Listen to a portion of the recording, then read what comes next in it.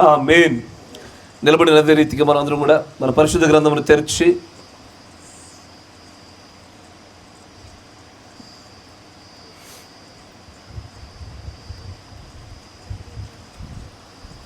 కీర్తనల గ్రంథము 131వ కీర్తన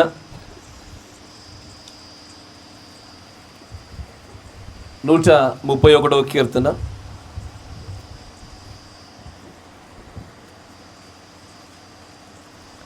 మొదటి వచనం నుంచి చదవబడుచుండగా జాగ్రత్తగా గమనించండి. 131వ కీర్తన. యెహోవా, నా హృదయము అహంకారము కలది కాదు, నా కన్నుల మీదు చూచినవి కావు. నాకు అందని వాటి అందైనను గొప్పవాటి అందైనను నేను అభ్యాసము చేసుకొనుటలేదు. నేను నా ప్రాణమును నిమ్మలపరుచుకొని ఉన్నాను, సముదాయించుకొని ఉన్నాను. చనుపాలు విడిచిన పిల్ల తన తల్లి యొద్దనున్నట్లు, చనుపాలు విడిచిన పిల్ల ఉన్నట్లు నా ప్రాణము నా యొద్దనున్నది. ఇజ్రాయేలు, ఇది మొదలుకొని నిత్యము యెహోవా మీదనే ఆశ పెట్టుకొనుము. దేవుడికి స్తోత్రములు కలుగునుగాక.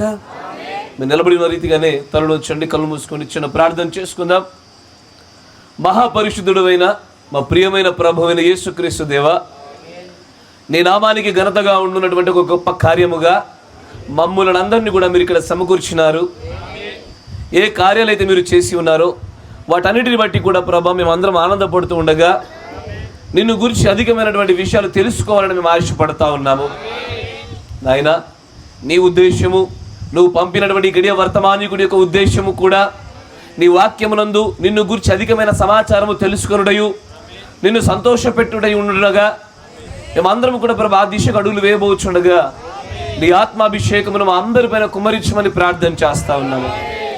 ప్రభువా, నిజముగానే నీ ప్రవచనానుసారముగా ఇదిగో కుటుంబానికి చొప్పున ఇద్దరుగాను, పట్టణానికి చొప్పున ఒక్కరిగాను, వివిధ రకాల ప్రాంతముల నుంచి నీ యొక్క వధువును ఎన్నుకుంటానని మాటిచ్చిన ప్రకారముగా ఈ వధువు ప్రభువా నిజముగానే ఒక మనుషుడి యొక్క ప్రయాసమును బట్టి జన్మించినది కాదు, కానీ ఆ శిలువలో ఆ బల్లెపు పోటులో నుంచి ఉత్పత్తి అయినటువంటి ఆ యొక్క నీరు రక్తము గుండా జన్మించిన నీ వధువే ఈ స్థలంలో సమకూర్చబడి ఉండగా మా అందరి మధ్యలోనికి దిగిరమ్మని ప్రార్థన చేస్తా ఉన్నాము.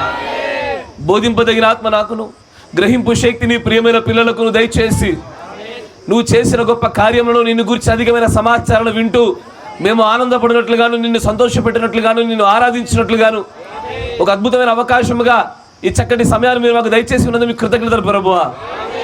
సమస్తంలో కూడా నీవే తోడుగొండి కృప చూపించమని, నీ ఆత్మీయ యొక్క ఉపస్థితి మా మధ్యలో జరిగింపజేయమని ప్రభు అయిన యేసుక్రీస్తు నామములో ప్రార్థన చేయుచున్నాము. ఆమేన్. కూర్చున్నాం.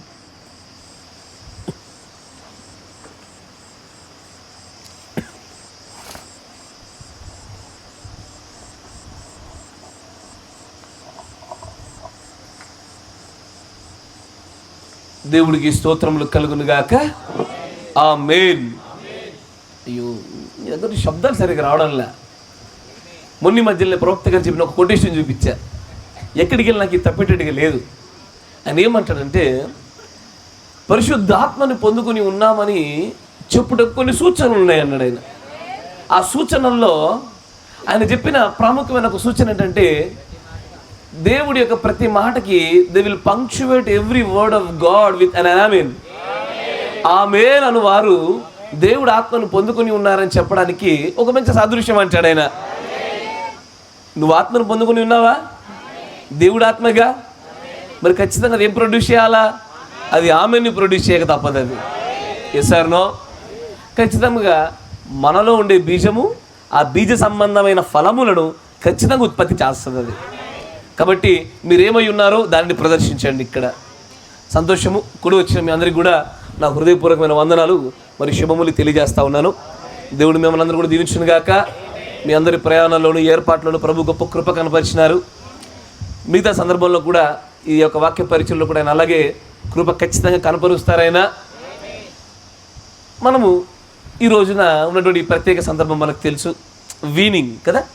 వీనింగ్ అంటే తెలుగులో అయ్యా అది వొమిటింగ్ ద మిల్క్ కదా. వామిట్ కాదు, వొమిటింగ్ ద మిల్క్. వీనింగ్ అంటే ఏంటిది? బ్రదర్ మాకు తర్జమాలు అదొకటి తెలిసింది బ్రదర్ అంటారా? కరెక్టే కదా, తర్జమాల మాది ఒకటి తెలిసింది అంటారు. వీనింగ్ అంటే ఏమంత ఒకటి ఉండాలి కదా, అక్షరార్థమైనటువంటి దాని యొక్క అర్థాన్ని చూడగలగాల. సరే మంచిది, చదవబడి లేఖన భాగంలో ముందు సాగిపోదాం అని అంటాడు.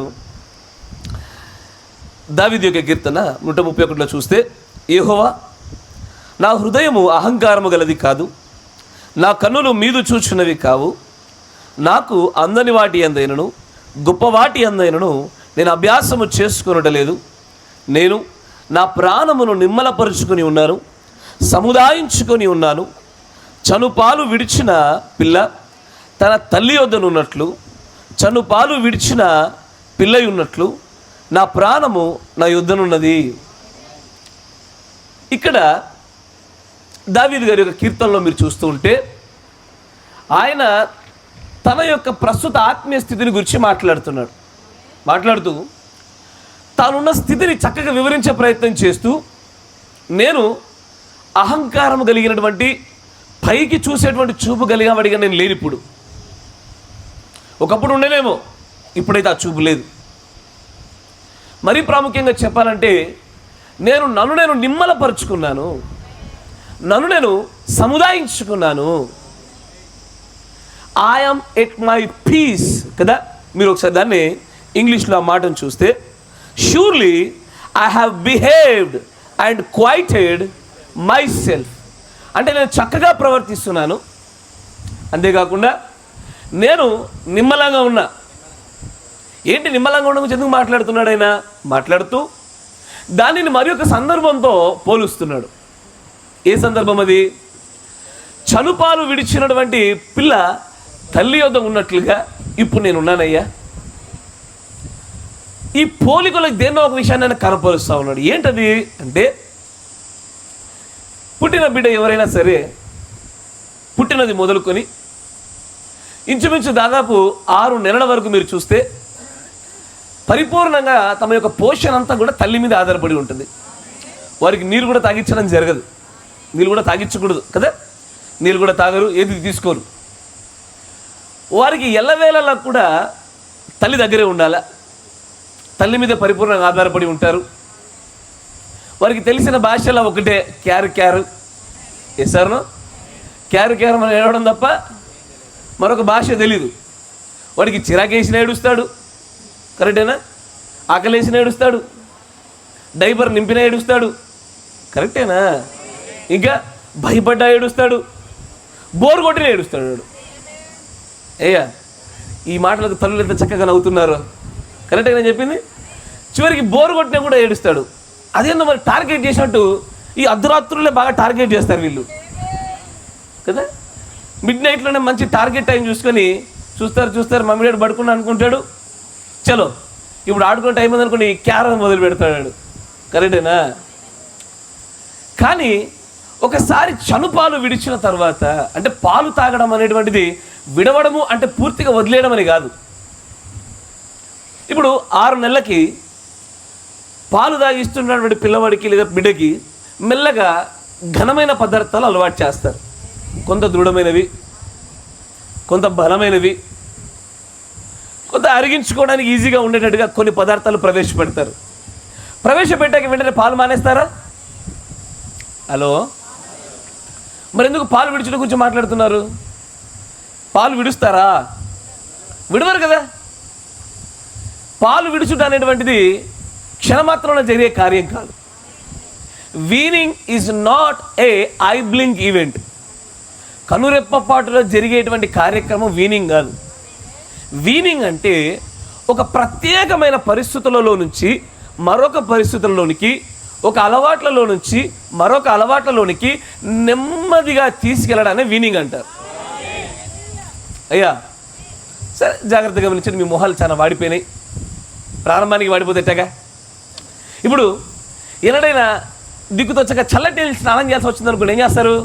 అయ్యా చల్లటి నీళ్ళు స్నానం చేయాల్సి వచ్చింది, ఏం చేస్తారు చెప్పండి? ఫస్ట్ మెల్ల పాదాల మీద పోసుకుంటారు. హలో, నేనేం మీద సైంటిఫిక్ మర్మాలు చెప్పట్లే, మనందరం చేసేదే, కరెక్టేనా? ఒకేసారి మీద పోసుకుంటే ఏమవుద్ది? తట్టుకోలేరు. మెడికల్గా దానికి ఒక ప్రాబ్లం కూడా ఉంది, ఏంటో తెలుసా? ఒకేసారి సడన్గా చల్లటి పోసుకుంటే మన బ్లడ్ వెజిల్స్ అనేవి సన్నగా అవుతాయి, దగ్గరికి సంకోచించుకుపోతాయి. దానివల్ల స్ట్రోక్ వచ్చే అవకాశాలు ఉంటాయి. అందుకే చాలామంది బాత్రూంలోనే కింద పడిపోతారు. ఒకేసారి తలపై నీళ్ళు పోసుకోకూడదు కదా. మీరు బిడ్డలకు స్నానం చేయించినప్పుడు ఏం చేస్తారమ్మా? డైరెక్ట్ తల మీద పోస్తారా? ఏం చేస్తారు? ముందు ఈ టెంపరేచర్ బాబుకు లేదా బిడ్డకు అలవాటు పడినట్లుగా ముందు పాదాల పైన పోయడమో, మెల్లగా చేతుల పైన పోయడమో ఏం చేస్తూ ఉన్నారంటే ఈ టెంపరేచర్ని, ఈ వాతావరణాన్ని, ఈ వేడిని బిడ్డకు నెమ్మదిగా అలవాటు చేస్తున్నారు. ఈ స్లోగా నెమ్మదిగా అలవాటు చేసే ఈ పద్ధతిని వీనింగ్ అంటారు. మీరు వింటున్నారా? ఎవ్వరు పాలు విడుచుట ఆకస్మికంగా 6వ నెలలో ఎవరు చేయరు, ఎవ్వరి సాధ్యం కాదు. అట్లా చేస్తే కనుక నిజంగా ఆశ్చర్యమే. ప్రతి ఒక్కరూ పాల యొక్క శాతాన్ని తగ్గించి ఘనమైన పదార్థాల యొక్క శాతాన్ని అంచెలంచెలుగా పెంచుతారు. కరెక్టేనా? ఇది మెల్లమెల్లగా పెంచుతూ పాల యొక్క దీనిపైన ఆధారపడేటువంటి అలవాటు మెల్లమెల్లగా తగ్గిస్తూ ఒకనొక సమయం రాగానే పూర్తిగా పాలు మానేస్తారు. కరెక్టేనా? పూర్తిగా పాలు. తెలుసా మీకు, సృష్టిలో మనుషులు మాత్రమే పాలు మానేసి ఘన పదార్థాలు తినగలిగేటువంటి శక్తి వచ్చినా కూడా పాలు తాగేది మనిషి ఒక్కడే. Hello, correct. ఒక దూడ అది ఆవు దగ్గరికి వెళ్ళి చక్కగా పాలు తాగుతుంది అనుకోండి, అది పెరిగిన తర్వాత తాగుద్దా? తాగదు. అసలు మీరు ఏ జంతువులో చూడండి ప్రపంచంలో, మనిషి ఒక్కడే ఇక పాలతో అవసరం లేకపోయినా పాల మీద ఆధారపడతాడు. కరెక్టేనా? మళ్ళీ మనం పాలు విడిచామంటాము, అస్సలు వదిలేదలే. ఆ పాలతో పెరుగు చేయాలి, నెయ్యి చేయాలి, వెన్న చేయాలి, స్వీట్లు చేయాలి, డబల్కి మిడ చేయాలి. ఈరోజు అదేగా ఎసార్నో. మనం పాలు వదలట్లే. భౌతికంగా పాలు వదలనట్టే స్పిరిచువల్ కూడా పాలు వదలతలేరు. హలో, కరెక్టేనా? వీనింగ్ అంటే దాని అర్థాన్ని మీరు గ్రహించిన వరకు మాటలని చెప్తా ఉన్నా. వీనింగ్ అంటే సెసేషన్, అంటే ఒకేసారి ఇమ్మీడియట్గా ఆపేయడాన్ని వీనింగ్ అన్నారు. కొత్తదైన దాన్ని అంచెలంచెలుగా అలవాటు చేస్తూ పాతదైన దాన్ని అంచెలంచెలుగా కనుమరుగైనట్లుగా చేయడాన్ని వీనింగ్ అంటారు. ఈ ప్రాసెస్ని, ఈ పద్ధతిని ఎప్పుడు ప్రారంభిస్తారో దానిని పాలు విడుచుట అనే దినముగాను వీనింగ్ సెరమనీగా ప్రారంభం చేస్తారు. కరెక్టేనా? ఇప్పుడు ఈ పాలు విడిచేటువంటి దీనిలో కూడా మళ్ళీ దశలు కనబడతా ఉంటాయి. భౌతికమైన బిడ్డనే చూడండి. ఇప్పుడు ఈరోజు బాగా మెత్తగా చేసిన ఏం పెడతారయ్యా? నాకు ఫ్యాన్ సౌండ్ గట్టిగా ఉంది, మీరు గట్టిగా చెప్పాలా? ఉగ్గు అని ఒకరు, బెల్లపన్నం ఒకరు చెప్పారా? ఇది ఎప్పటిదాకా పెడతారు? దాదాపుగా 6 నుంచి 9 లేదా 12 నెలల వరకు, అంతేనా? ఒక 1 ఇయర్ దాకా పెడతారు. తర్వాత ఏం చేస్తారు? ఇప్పుడు ఎట్టకు వీనింగ్ స్టార్ట్ చేశాం కాబట్టి వెంటనే ఈరోజు బిడ్డకి మటన్ బిర్యానీ పెడదామా? వీనింగ్ జరిగింది కదా, కొన్ని రేపే పెట్టేద్దామా? హలో, అంటే నాకు ఎందుకు మాట చెప్పానంటే, ఒక గొప్ప దైవ సేవకుడు మాట అన్నాడు. ఆయన ఏమన్నాడంటే, నాన్న, ఆయన దగ్గరికి ఎవరో సేవకుడు వచ్చి, మా సంఘంలో కొత్తగా కొంతమంది విశ్వాసులు వచ్చినారు, కొత్తగా వచ్చారు కదండి, వాళ్ళకి ఏం చెప్పాలయ్యా అని అన్నాడు. అనగానే అవి పక్షిరాజులు, వేసే మాంసం వేసేయి అన్నాడు ఆయన. ఏంటది? పక్షిరాజులు కాబట్టి మాంసం వేసేయి అన్నారు. సరే, అవి ఎగతాటి పక్షిరాజులు ఏ స్థాయి వరకు జీర్ణించుకున్నో తెలియదు, కానీ దేవుడు తన సృష్టి యొక్క విమోచన ప్రణాళికలో వీనింగ్ అనేటువంటి, అంటే ఒక దశలో నుంచి మరొక దశలోనికి నెమ్మదిగా సాగడమైన విధానాన్ని ఈ విమోచన ప్రణాళికలో ఎల్లవేళలా కలిగి ఉంటాడు ఆయన. ఈరోజు నేను మీతో మాట్లాడబోయే అంశం కూడా అదే, the part of weaning in plan of redemption. విమోచన ప్రణాళికలో వీనింగ్ యొక్క భాగము లేదా వీనింగ్ యొక్క పాత్ర. మీకు అర్థమయ్యే భాషలో మళ్ళీ చెప్పండి, పాలు విడుచుట యొక్క పాత్ర. అంతేనా? అయ్యా, కొంచెం మీరు ఇటు గాలికి వచ్చి కూర్చోవచ్చుగా, అటు చల్లగాలి వైపు కూర్చోండి. మీరే చివర సహోదరులు, దూరస్తులు, సమీపస్తులవ్వండి. నాకు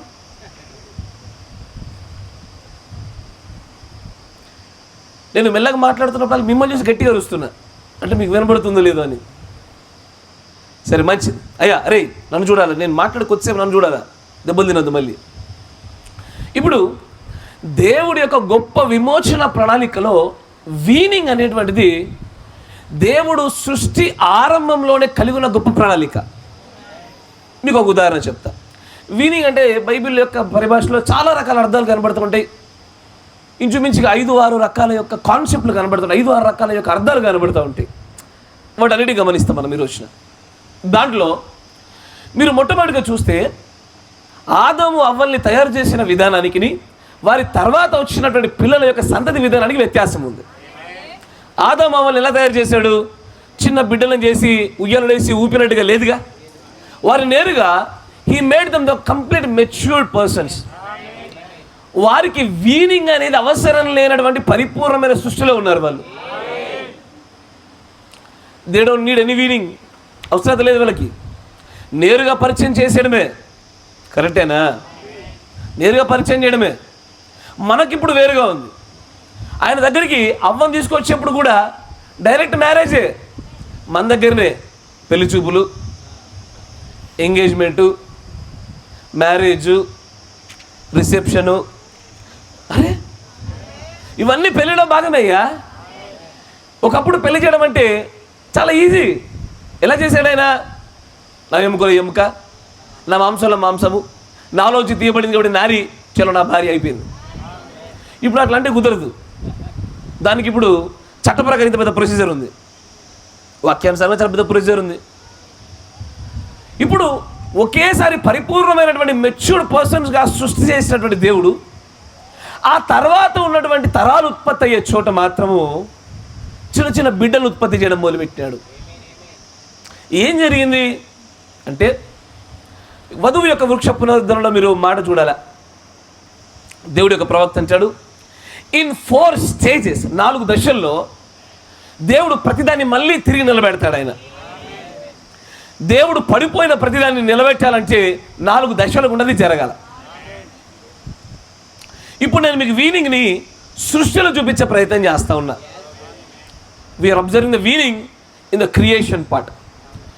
చేయబడిన సృష్టి మొత్తం పడిపోగానే పడిపోయినటువంటి మానవుల్ని మళ్ళీ తిరిగి అలాగే లేపొచ్చు, కానీ లేపలే. ఆయన లేపకుండా 4 దశల గుండా వారిని లేపడానికి ఇష్టపడ్డాడు ఆయన.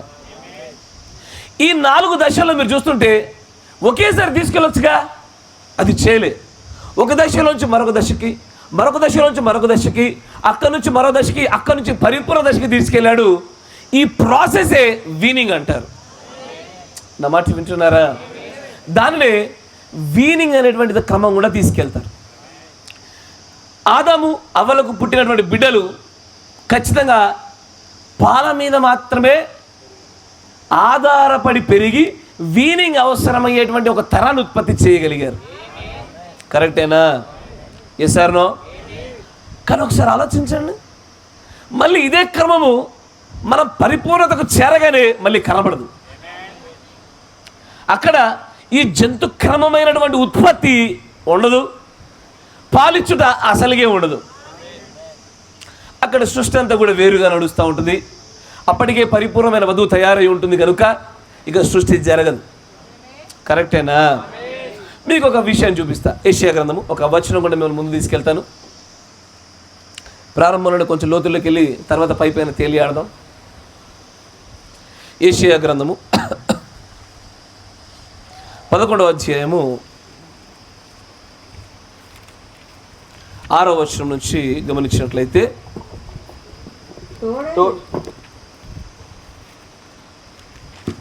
తోడేలు గొర్రెపిల్ల యొక్క వాసము చేయును, తిరుపతిలి మేకపిల్ల యొక్క పండుగను, దూడయు కొదవ సింహమును పెంచబడిన. మొదటి వచనం చూద్దాం. యెషయి మొద్దు నుండి చిగురు పుట్టును, యెషయి మొద్దు నుండి చిగురు పుట్టును, వాని వేరు నుండి అంకురము ఎదిగి ఫలించును. యెహోవా ఆత్మ జ్ఞాన వివేకములను ఆధారముకు ఆత్మ, ఆలోచన బలములకు ఆధారముకు ఆత్మ, తెలివిని యెహోవా ఎడల భయభక్తులను పుట్టించు ఆత్మ అతని మీద నిల్చును. యెహోవా భయము అతనికి ఇంపైన సువాసనగా ఉండును.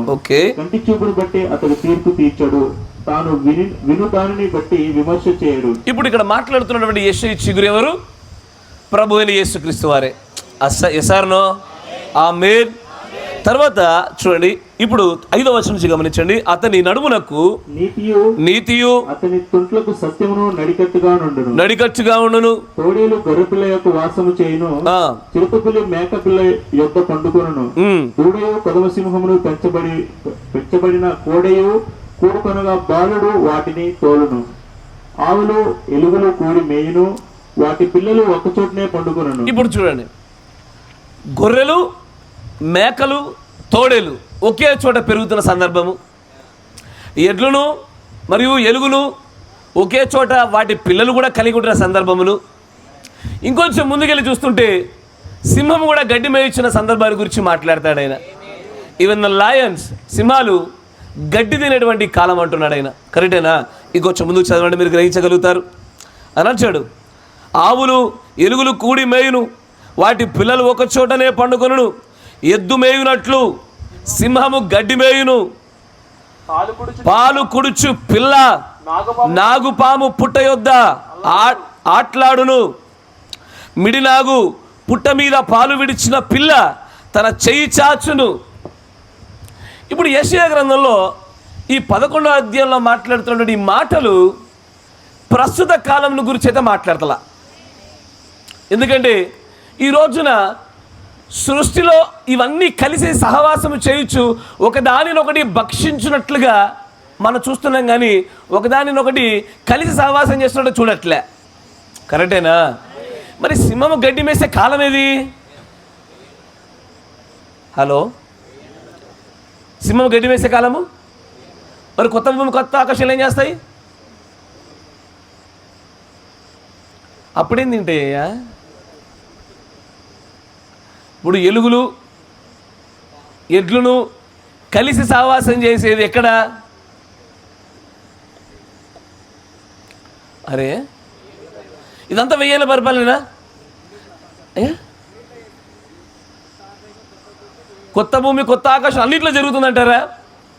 కానీ కొత్త భూమి కొత్త ఆకాశంలో పాలు విడిచిన పిల్లలు ఉండరే? హలో, మీరు వింటున్నారా? ఇప్పుడు ఏ లేఖనాలు అయితే మీరు చదివారో, క్రూర మృగాలు, సాధు జంతువులు కలిసి ఒకే చోట నివసించుచున్న సందర్భాల గురించి మాట్లాడుతూ దాని వెంటనే మిడినాగుల యొక్క పుట్టల దగ్గర పాలు విడిచిన పిల్లలు ఆటలాడుతున్నారు. ఈ భయంకరమైనటువంటి విషసర్పాల దగ్గర పిల్లలు తాము చేయి చాపి ఆ పుట్టల దగ్గర వారు గడుపుతున్న సమయాన్ని గురించి మాట్లాడుతూ ఉన్నాడు. కానీ కొత్త భూమి కొత్త ఆకాశంలో చిన్నపిల్లలు ఉంటారా? పాలు విడిచిన వారు ఉంటారా? అలాంటి వారు ఎందుకు ఉంటారా అక్కడ? అప్పుడు ఈ సమయంలో ఉన్నటువంటి ఉత్పత్తి జరుగుద్దా? జరగదు. ఏం జరుగుతుంది అంటే, ఏ పరిపూర్ణమైన మానవుని చేసి ఉన్నాడు దేవుడు, అక్కడి నుండి పాపం వల్ల పడిపోయిన తర్వాత మరలా అదే పరిపూర్ణతకు తీసుకెళ్ళడానికి దేవుడు సృష్టి అంతటిని కూడా వీనింగ్ ఉండాలని ముందుకు తీసుకెళ్తా ఉన్నాడు ఆయన. ద ప్రాసెస్ ఆఫ్ వీనింగ్లోనే సృష్టిని మరలా ఆ స్థాయిలో నిలబెడతా ఉన్నాడు. అలా నిలబెట్టడానికి దేవుడు చేసినటువంటి మొట్టమొదటి మెట్టే పాత నిబంధన. నా మాట వింటున్నారా? అలాగూ పడిపోయిన మానవుణ్ణి మరలా ఒకప్పటి ఏదేనులో పరిపూర్ణమైనటువంటి సృష్టిగా చేయడానికి, నిలబెట్టడానికి కావలసినటువంటి మెట్టుగా చేయడానికి దేవుడు వేసిన మొట్టమొదటి అడిగే పాత నిబంధన. అందుకే పాత నిబంధన గురించి మాట్లాడుతూ పౌలు గారు అంటారు, అది మనకు బాల శిక్షకుడిగా పెట్టబడింది. అది ఎస్ ఆర్ నో? పరిపూర్ణమైనటువంటి ఆ సృష్టిలోనికి వెళ్ళడానికి కావలసిన పరిపూర్ణతను ఇవ్వలేదు, కానీ బాల్య దశలో మనము ఒక దశను సంపూర్తి చేయడానికి మాత్రమే కావలసిన సృష్టిగా అది మనకు కనబడతా ఉంది. అందుకే అపోస్తుల కార్యము 17వ అధ్యాయము 30వ వచనంలో దేవుడు వాక్యంలో మాట రాయబడతా ఉంటుంది. చూడండి,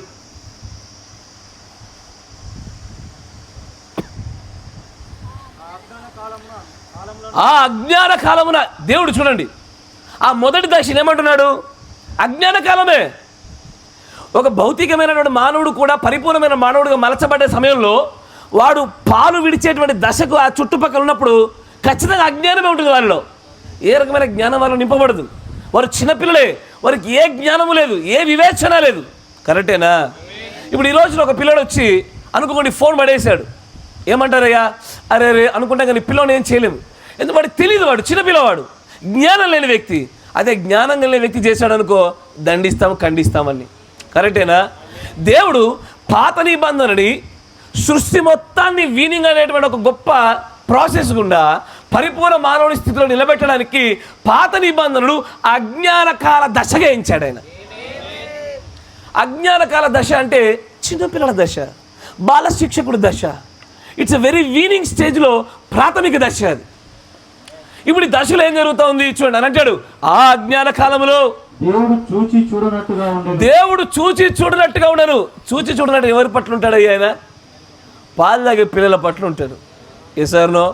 కరెక్టేనా? పాలు తాగే పిల్లడు ఎక్కడ పడితే అక్కడ 1-2 చేసినా ఏమనుకోరు. కరెక్టేనా? కొంచెం పెద్దగా అయ్యగానే ఏమంటారు, ఏనా నా పెద్దోడు అయ్యావు, ఇంకా నువ్వు కంట్రోల్ చేసుకోలేకపోతా ఉండవా, బుద్ధి లేదా అని అంటూ ఉంటారు. అంతేనా? కానీ దేవుడు ఆ అజ్ఞాన దశ కాలాన్ని చూసిచ్చున్నట్టుగా వదిలేయడంలోనే దాని బాల్య దశ యొక్క ప్రారంభం మెట్టు కనబడతా ఉంది. కరెక్టేనా? అందుకే ఆ అజ్ఞాన దశను దేవుడు చూసిచ్చున్నట్టుగా వదిలేశాడు. ఇప్పుడు మాత్రము అంతటను అందరూ మారు మనస్సు పొందాలని. అంటే ఏం జరుగుతుంది చూడండి, కాలమానములో దేవుడి యొక్క సృష్టిలో ఒకప్పుడు చేసిన పరిపూర్ణమైనటువంటి మానవుణ్ణి మరలా అదే మానవ సృష్టి చేయడానికి దేవుడు దశల వారీగా పెట్టినటువంటి ఆ సమయాలు చూడండి. ఆ పాత నిబంధనల కాలాన్నేమో బాల్య దశగా చూస్తూ అజ్ఞాన కాలం అంటూ దానిని బాల శిక్షకుడిగా చూపిస్తూ చూసిచ్చున్నట్టుగా పోనిచ్చేశారు. పోనీలే, దేవుడి ప్రజలే అబద్ధాలు ఆడారు, పోనీలే, దేవుడి ప్రజలే వారు స్నానాలు చేస్తున్నా చూశారు, పోనీలే, అయినా రక్షణ కలుగ చేశాడు ఆయన. ఎస్ఆర్నో? దేవుడి నామానికంటే ఎక్కువగా మనుషులకు భయపడిపోయి బలులు అర్పించడానికి ముందుకు వచ్చినటువంటి సౌలు లాంటి వాళ్ళని కూడా దేవుడు చూసి చూడనట్టుగానే వదిలేసి వారికి మళ్ళీ పరలోక రాజ్యంలో ఉండే అవకాశం దయచేశాడా? సౌలు ఉంటాడా? సౌలు రక్షించబడ్డట్టేనా? ప్రవక్త అంటాడు, yes, by the grace of God the king Saul is saved. ఎందుకంటే అది బాల్య దశ, చూసి చూడనట్టుగా వదిలేస్తాడు. కరెక్టేనా? ఎస్ఆర్నో? కానీ ఆ దశ నుంచి మరో దశకి రాగానే ఇప్పుడు మాత్రం అట్లా చూసి చూడటం వదులుతలే. Now is very strict. ఎందుకంటే ఆ బాల శిక్షకుడి కంటే ఇప్పుడు జ్ఞానం ఎక్కువ, ఆ బాల శిక్షకుడి కంటే ఇప్పుడు ప్రత్యక్షత ఎక్కువ, అక్కడికంటే ఇక్కడ ఆత్మాభిషేకం రెండింతలు ఇవ్వబడింది. ఇప్పుడు చూసి చూడట్టుగా వదిలేయడానికి వీలేదు. ఇప్పుడు పరిపక్వత పొందబడినటువంటి ప్రజలు ఉన్నారు ఇక్కడ. కరెక్టేనా? మొదటిది పాత నిబంధన, రెండవది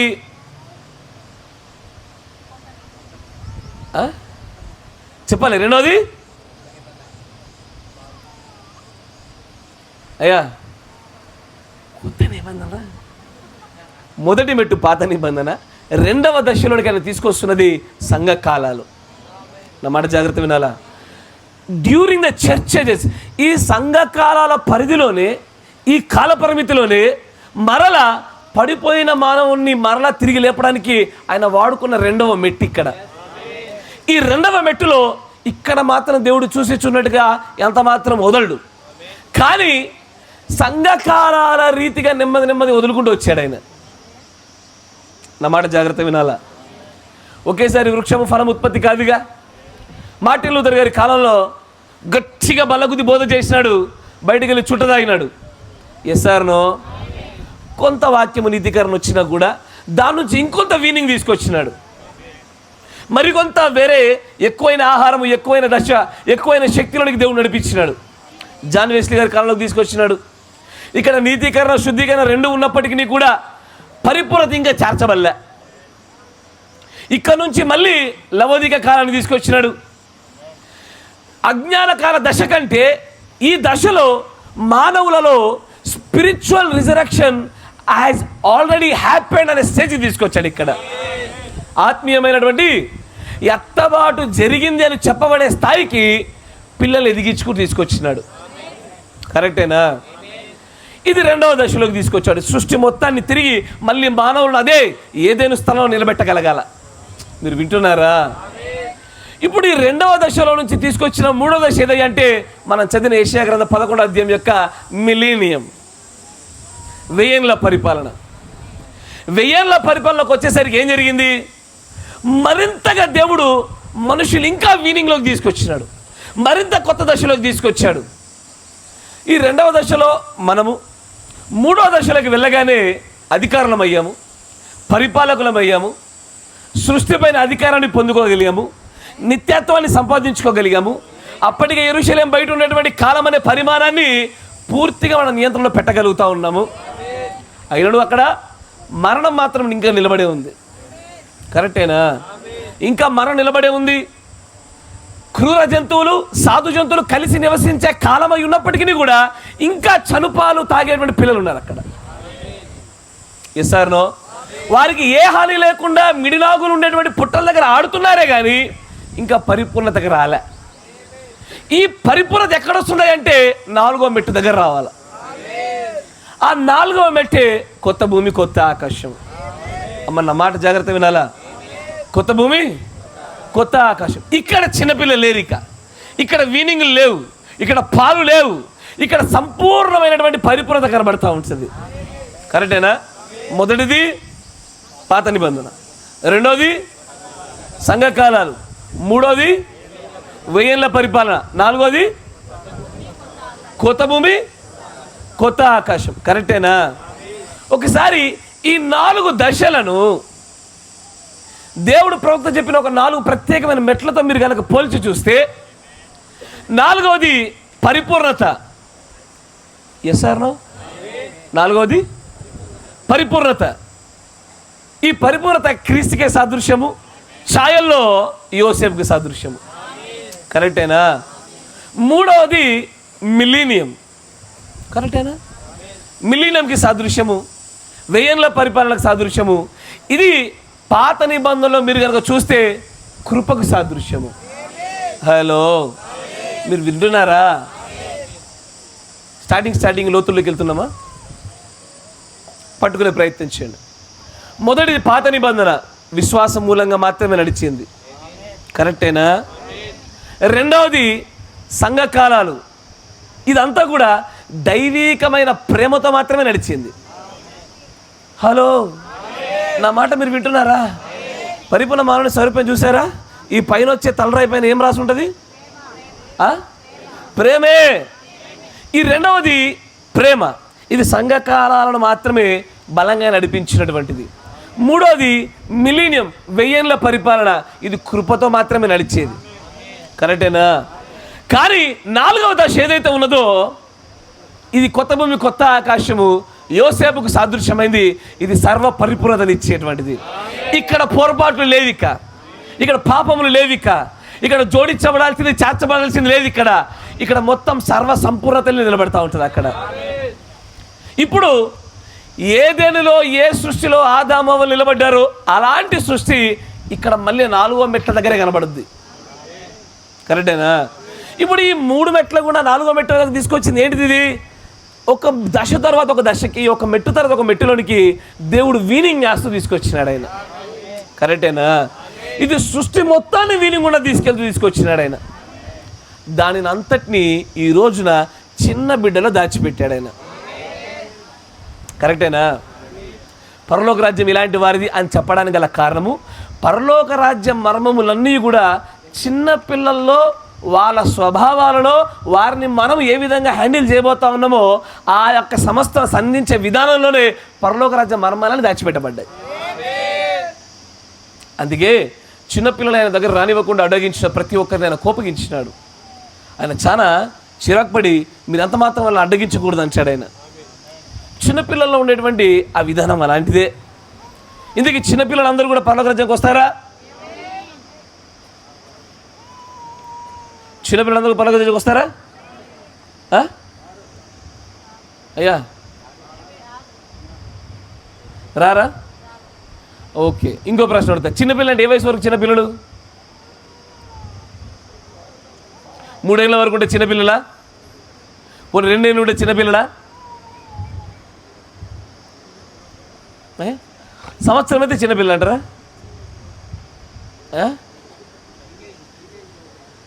టీనేజ్ వరకు పిల్లలేనా? వామ్మో, అట్లయితే కనుక మీరు అందరూ వస్తారని చెప్పినప్పుడు అయితే ఈ భూమి మీద టీనేజ్ల సంఖ్య మీరు చూసారనుకోండి, వధువు చిన్నది కాదు పెద్దదే, పరలోకం నిండిపోవాల్సిందే. ఇక వధువు గుంపు కొంతగానే ఉంటుంది, చిన్నగానే ఉంటుంది అని చెప్పడానికి వీల్లేదు. అది చాలా పెద్దది. అది ఇక బ్రహ్మంగారు మొత్తం గుంపు అంతా చూడడానికి బహుశా కారు వేసుకుని తిరగాల, నడుచుకుంటే కుదిరితే అక్కడ అంతమంది ఉన్నట్టు మీరు చెప్పిన ప్రకారంగా. ఇదే ప్రశ్న దేవుడు ప్రవక్త ఆయన అంటాడు, వస్తారు రారు అని చెప్పడానికి వీలు లేకుండా ఎవరి పేరైతే గొర్రెపిల్ల జీవ గ్రంథంలో ఉంటుందో వారు మాత్రం తప్పకుండా వస్తారు. కరెక్టేనా? గొర్రెపిల్ల జీవ గ్రంథంలో ఉంచబడిన ఏ పేరైనా సరే, అది చిన్న బాల్యదశలో ఉన్నా కానీ ఎలాంటి వారైనా సరే ఖచ్చితంగా రావాల్సిందే. సరే, మిమ్మల్ని అందరూ ప్రశ్న అడుగుతా. మీరందరూ చాలా చాకచక్యంగా మంచిగా వింటారు. ఈ రోజున మీ ఆసక్తిని బట్టి ప్రశ్న అడగాల, కొంతమంది నిద్రలో పోకూడదాం.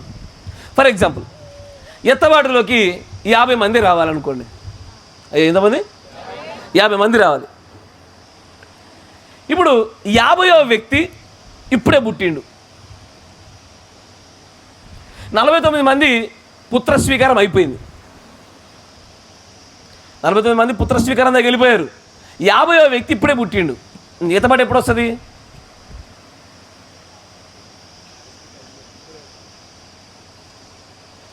ఈ పుట్టిన వ్యక్తి పుత్ర స్వీకారం పొందేదాకనా, లేదా ఈ ఎట్టగా పుట్టాడు కాబట్టి పరలోక రాజ్యానికి అర్హతగా ఉండేటువంటి యోగ్యత స్వభావాలు ఉన్నాడు కాబట్టి ఇప్పుడే వచ్చేస్తుందా?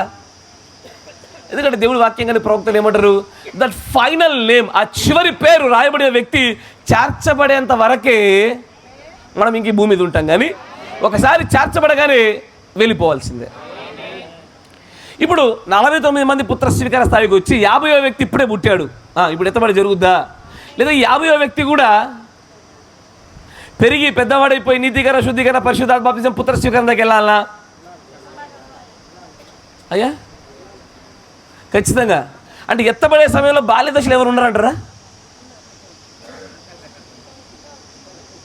హలో, ఎత్తబడే సమయంలో బాల్య దశలో ఎవరైనా ఉంటారా? ఉండరా? ఖచ్చితంగా ఉంటారా? పక్కా? అయితే మీరు రోమన్ క్యాథలిక్ అయిపోయినట్టే మీరంతా. అలాగే మన్యపుణ్యం తెలియదుగా, వాళ్ళంటే రక్షించబడతారు, బాప్తిజం తీసుకోలేగా. వాళ్ళు బాప్తిజం తీసుకున్నారా? బాప్తిజం లేకుండా కూడా ఎవడైనా వెళ్ళగలుగుతారా ఆ పరలోక రాజ్యంలోకి? మరి బాల్య దశలో వస్తారా అమ్మా? అన్నిటికీ ఒకటే సమాధానం, గొర్రెపిల్ల జీవనంలో ఎవరి పేరు ఉండాలి వస్తారు. ఏది ప్రవక్త చెప్పిన దాని వెనకాల దాక్కోవడం మేలు. ఎసారు ఆయన దాటి ఒక అడుగు ముందుకేయద్దు. ఏదన్నా అడుగు, ఒకటే మాట, ఏందది? బ్రదర్ గొర్రెపిల్ల జీవ గ్రంథంలో ఉంటే వచ్చేస్తారు బ్రదర్. ఇంతకీడు ఉన్నాడా లేదా? ఉంటే వచ్చేస్తాడు అంతే. ఇతడు వస్తాడా రాడా? ఉంటే వచ్చేస్తాడు అంతే. నువ్వు 1000 తలంతులలో నన్ను అడిగినా ఒకటే సమాధానం, ఏంటది? గొర్రెపిల్ల జీవ గ్రంథంలో ఆ వ్యక్తి పేరుంటే ఖచ్చితంగా రావాల్సిందే. ఎస్, అఫ్ కోర్స్ పరిశుద్ధులకు పెట్టే పిల్లలు పరిశుద్ధులే కనుక దేవుడి యొక్క రాజ్యాన్ని స్వతంత్రించుకున్న గొప్ప అవకాశాన్ని దేవుడు ఎప్పుడు ఎలావెలా దయచేస్తూనే వచ్చినాడు ఆయన. కరెక్టేనా అయ్యా? ఇది ఇప్పటివరకు మీరు చూసిందంతా కూడా సృష్టిలో వీనింగ్ని చూశారు. పడిపోయిన మానవుని తిరిగి మరలా నిలబెట్టడానికి కావాల్సినటువంటి వీనింగ్ని చూశారు కదా. ఇది ఎన్ని మెట్లలో జరిగింది? 4 మెట్లలో జరిగింది. పాత నిబంధన, సంఘకాలాలు, 1000 ఏళ్ల పరిపాలన, కొత్త భూమి కొత్త ఆకాశం. అందుకే 1000 ఏళ్ల పరిపాలన సంబంధించిన లేఖనాలు చూపుతూ అక్కడ కూడా చనుపాలు విడిచిన పిల్లలు మిడినాగుల పుట్టల దగ్గర చేతులు చాపి ఆడుకుంటున్నారన్న విషయాన్ని చెప్తాడు ఆయన. Yes or no? కానీ వీనింగ్ అంటే ఇది మాత్రమే కాదు. బైబిల్లో వీనింగ్కి చాలా ప్రత్యేకమైనటువంటి కారణాలు చెప్పాడు ఆయన. ఇప్పుడు మనం ఏ కీర్తన గ్రంథం అయితే చదివాం, ఉపయోగపడే కీర్తన, దీని ప్రవక్త చాలా విస్తృతంగా మాట్లాడతాడు. ఆయన ఏమంటాడంటే 131 కీర్తన 2వ వచనం చదవండి. చదవండి. నేను నా ప్రాణమును నిమ్మలపరచుకొని ఉన్నాను, సముదాయించుకొని ఉన్నాను. చనుపాలు విడిచిన పిల్ల తన తల్లి యొద్దనున్నట్లు, చనుపాలు విడిచిన పిల్ల ఉన్నట్లు నా ప్రాణము నా యొద్దనున్నది. ఇప్పుడు చూడండి, ఇది రెండోది ఏంటంటే వీనింగ్ ఇన్ క్యారెక్టర్. మొదటిది వీనింగ్ ఇన్ క్రియేషన్, ఇది రెండవది వీనింగ్ ఇన్ క్యారెక్టర్. అంటే ఏంటంటే ఎప్పుడైతే దేవుణ్ణి నువ్వు నమ్మి క్రీస్తులో నువ్వు బాప్తిసం తీసుకుంటావో వెంటనే we are becoming the babes in Christ అంటాడు ఆయన. క్రీస్తునందు పిల్లలుగా మలచబడుతున్నాం. పిల్లలు చూడండి, ఇప్పుడు కొంత ఏడవగానే ఎక్కడ ఏడుపు వినబడితే అక్కడ గబక్కని పరిగెడి వెళ్ళిపోతారు. కరెక్టేనా? ఆ ఏడుపుని ఎక్కువసేపు సహించలేరు. కొంచెం ఏడవగానే ఆ ఇబ్బందిని కనుక్కోవడానికి చాలా ప్రయత్నాలు చేస్తారు. ఇప్పుడు మా చిన్న భయం మేము అదే చేస్తూ ఉంటాం. కొంచెం ఏడు వినబడిందా ఎక్కడున్నా సరే వేగంగా పరిగెత్తుకొచ్చి ఏమైనా అయిందని చూస్తాము. అదే ఏడు మా పెద్దోడు ఏడ్చడానికి మేము రాము. మేము అనుకుంటాము ఈడేదో తింగరేసం వేసి ఉండొచ్చు, ఎవరో ఒకరు దండించి ఉండొచ్చు, ఈ దండంలో ఏడుస్తున్నాడు ఏమో అనుకుంటాం. మేము వెంటనే రాము. దీనినే దావీదు మాట్లాడుతున్నాడు. దీన్నే ప్రవక్త అంటాడు, మీరు క్రీస్తులోకి కొత్తగా వచ్చినప్పుడు మీ కళల యొక్క శాతం ఎక్కువ, మీ దర్శనాలు ఎక్కువ, మీ ఆత్మీయ అనుభవాలు ఎక్కువ, మీ ప్రార్థన శక్తి ఎక్కువ, దేవుడు మీకు అత్యంత సమీపముగా ఉండడం భావన చాలా ఎక్కువగా ఉంటుంది. ఒక బిడ్డను చూడండి, బిడ్డను వదిలేసి ఎవరు ఉంటారా? అస్సలు ఎంత వంట పని చేస్తాం, ఎంత ఎమర్జెన్సీ పనున్నా కనుచూపు మేరలు ఎక్కడో చోట కనబడినట్లుగానే ఎక్కడో చోట పెట్టే చేస్తారు. అస్సలు మన సైట్ను దాటి పోనివ్వరు. కొంచెం పెద్దోడవగానే వీనింగ్ అయిపోగానే ఇక ఏం చేస్తారు? వాడు పాకుతాడు, వాకర్లో ఉంటాడు, ఎడబడేస్తారు. వాడు విపరీతమైన కెవ్వరి కేకబెట్టి ఏడిచినప్పుడు తప్ప అక్కడే భూమిగా. అలాగే దేవుడు కూడా క్రీస్తులోనికి ఒక వ్యక్తి రాగానే అతడు క్రీస్తునందు శిశువుగా మారబడ్డప్పుడు క్రీస్తు అతనికి చాలా దగ్గరగా ఉన్నటువంటి తన శక్తిని ప్రదర్శిస్తూ ఉంటాడు. కానీ అయ్యా, ఒకసారి నీలో వీనింగ్ జరగగానే, నీ క్యారెక్టర్ని వీనింగ్ చేయగానే ఇక దేవునికి కనబడ్డు. నువ్వు ప్రార్థన చేస్తుంటే వింటున్నట్టుగా అనిపించదు. ఒకప్పుడేమో ఒకసారి అడిగితేనే అడగక మునిపై సమాధానం దొరికేది. ఇప్పుడు 100,000 సార్లు అడిగిన సమాధానం దొరకట్లే. ఏడ్చి ఏడ్చి గగ్గులు పెట్టినా ప్రభు దగ్గరికి వెళ్ళి సూచన రావట్లే. ఎంతగా ప్రయాసపడినా ప్రభు దగ్గరే ఉన్నాడు అన్నటువంటి నా భావనే ఉంది, కానీ ప్రభు యుద్ధ నుంచి కనబడతలే. కొంతమంది అంటుంటే నాకు ఎప్పుడు అంత 2-3 వ్యక్తులు అనగా విన్నా నేను, దేవుడు నాకు ఎప్పుడు నా చుట్టూ ఉన్నట్టు అనిపిస్తుంది. నాకు నా దోస్తు లెక్క మాట్లాడతా నేను. ఓహో, నువ్వు ఇంకా పాలు తాగే పిల్లోడివే. ఎందుకంటే క్రీస్తును తండ్రి అయినటువంటి ఆ స్థానంలో నుంచి సంధించబడిన విధానాన్ని చూస్తుంటే, క్రీస్తుకు బాల్య దశలో జన్మించినప్పుడే ఆ దేవుడి యొద్ద నుంచి, అంటే తన యొద్ద నుంచే ఆ జ్ఞాన వివేకములకు ఆధారమగు ఆత్మ ఆయన వెంబడిస్తూ వచ్చింది. తండ్రి ఆత్మ తోడుగానే ఉంది, కానీ అత్యంత గొప్పదైన వీనింగ్ ఎక్కడ జరిగిందంటే గెత్సెమనే తోటలో జరిగింది. గెత్సెమనే తోటలో యేసుకి దేవుడి ఆత్మ తోడుగా లేదు, తీసివేశాడు.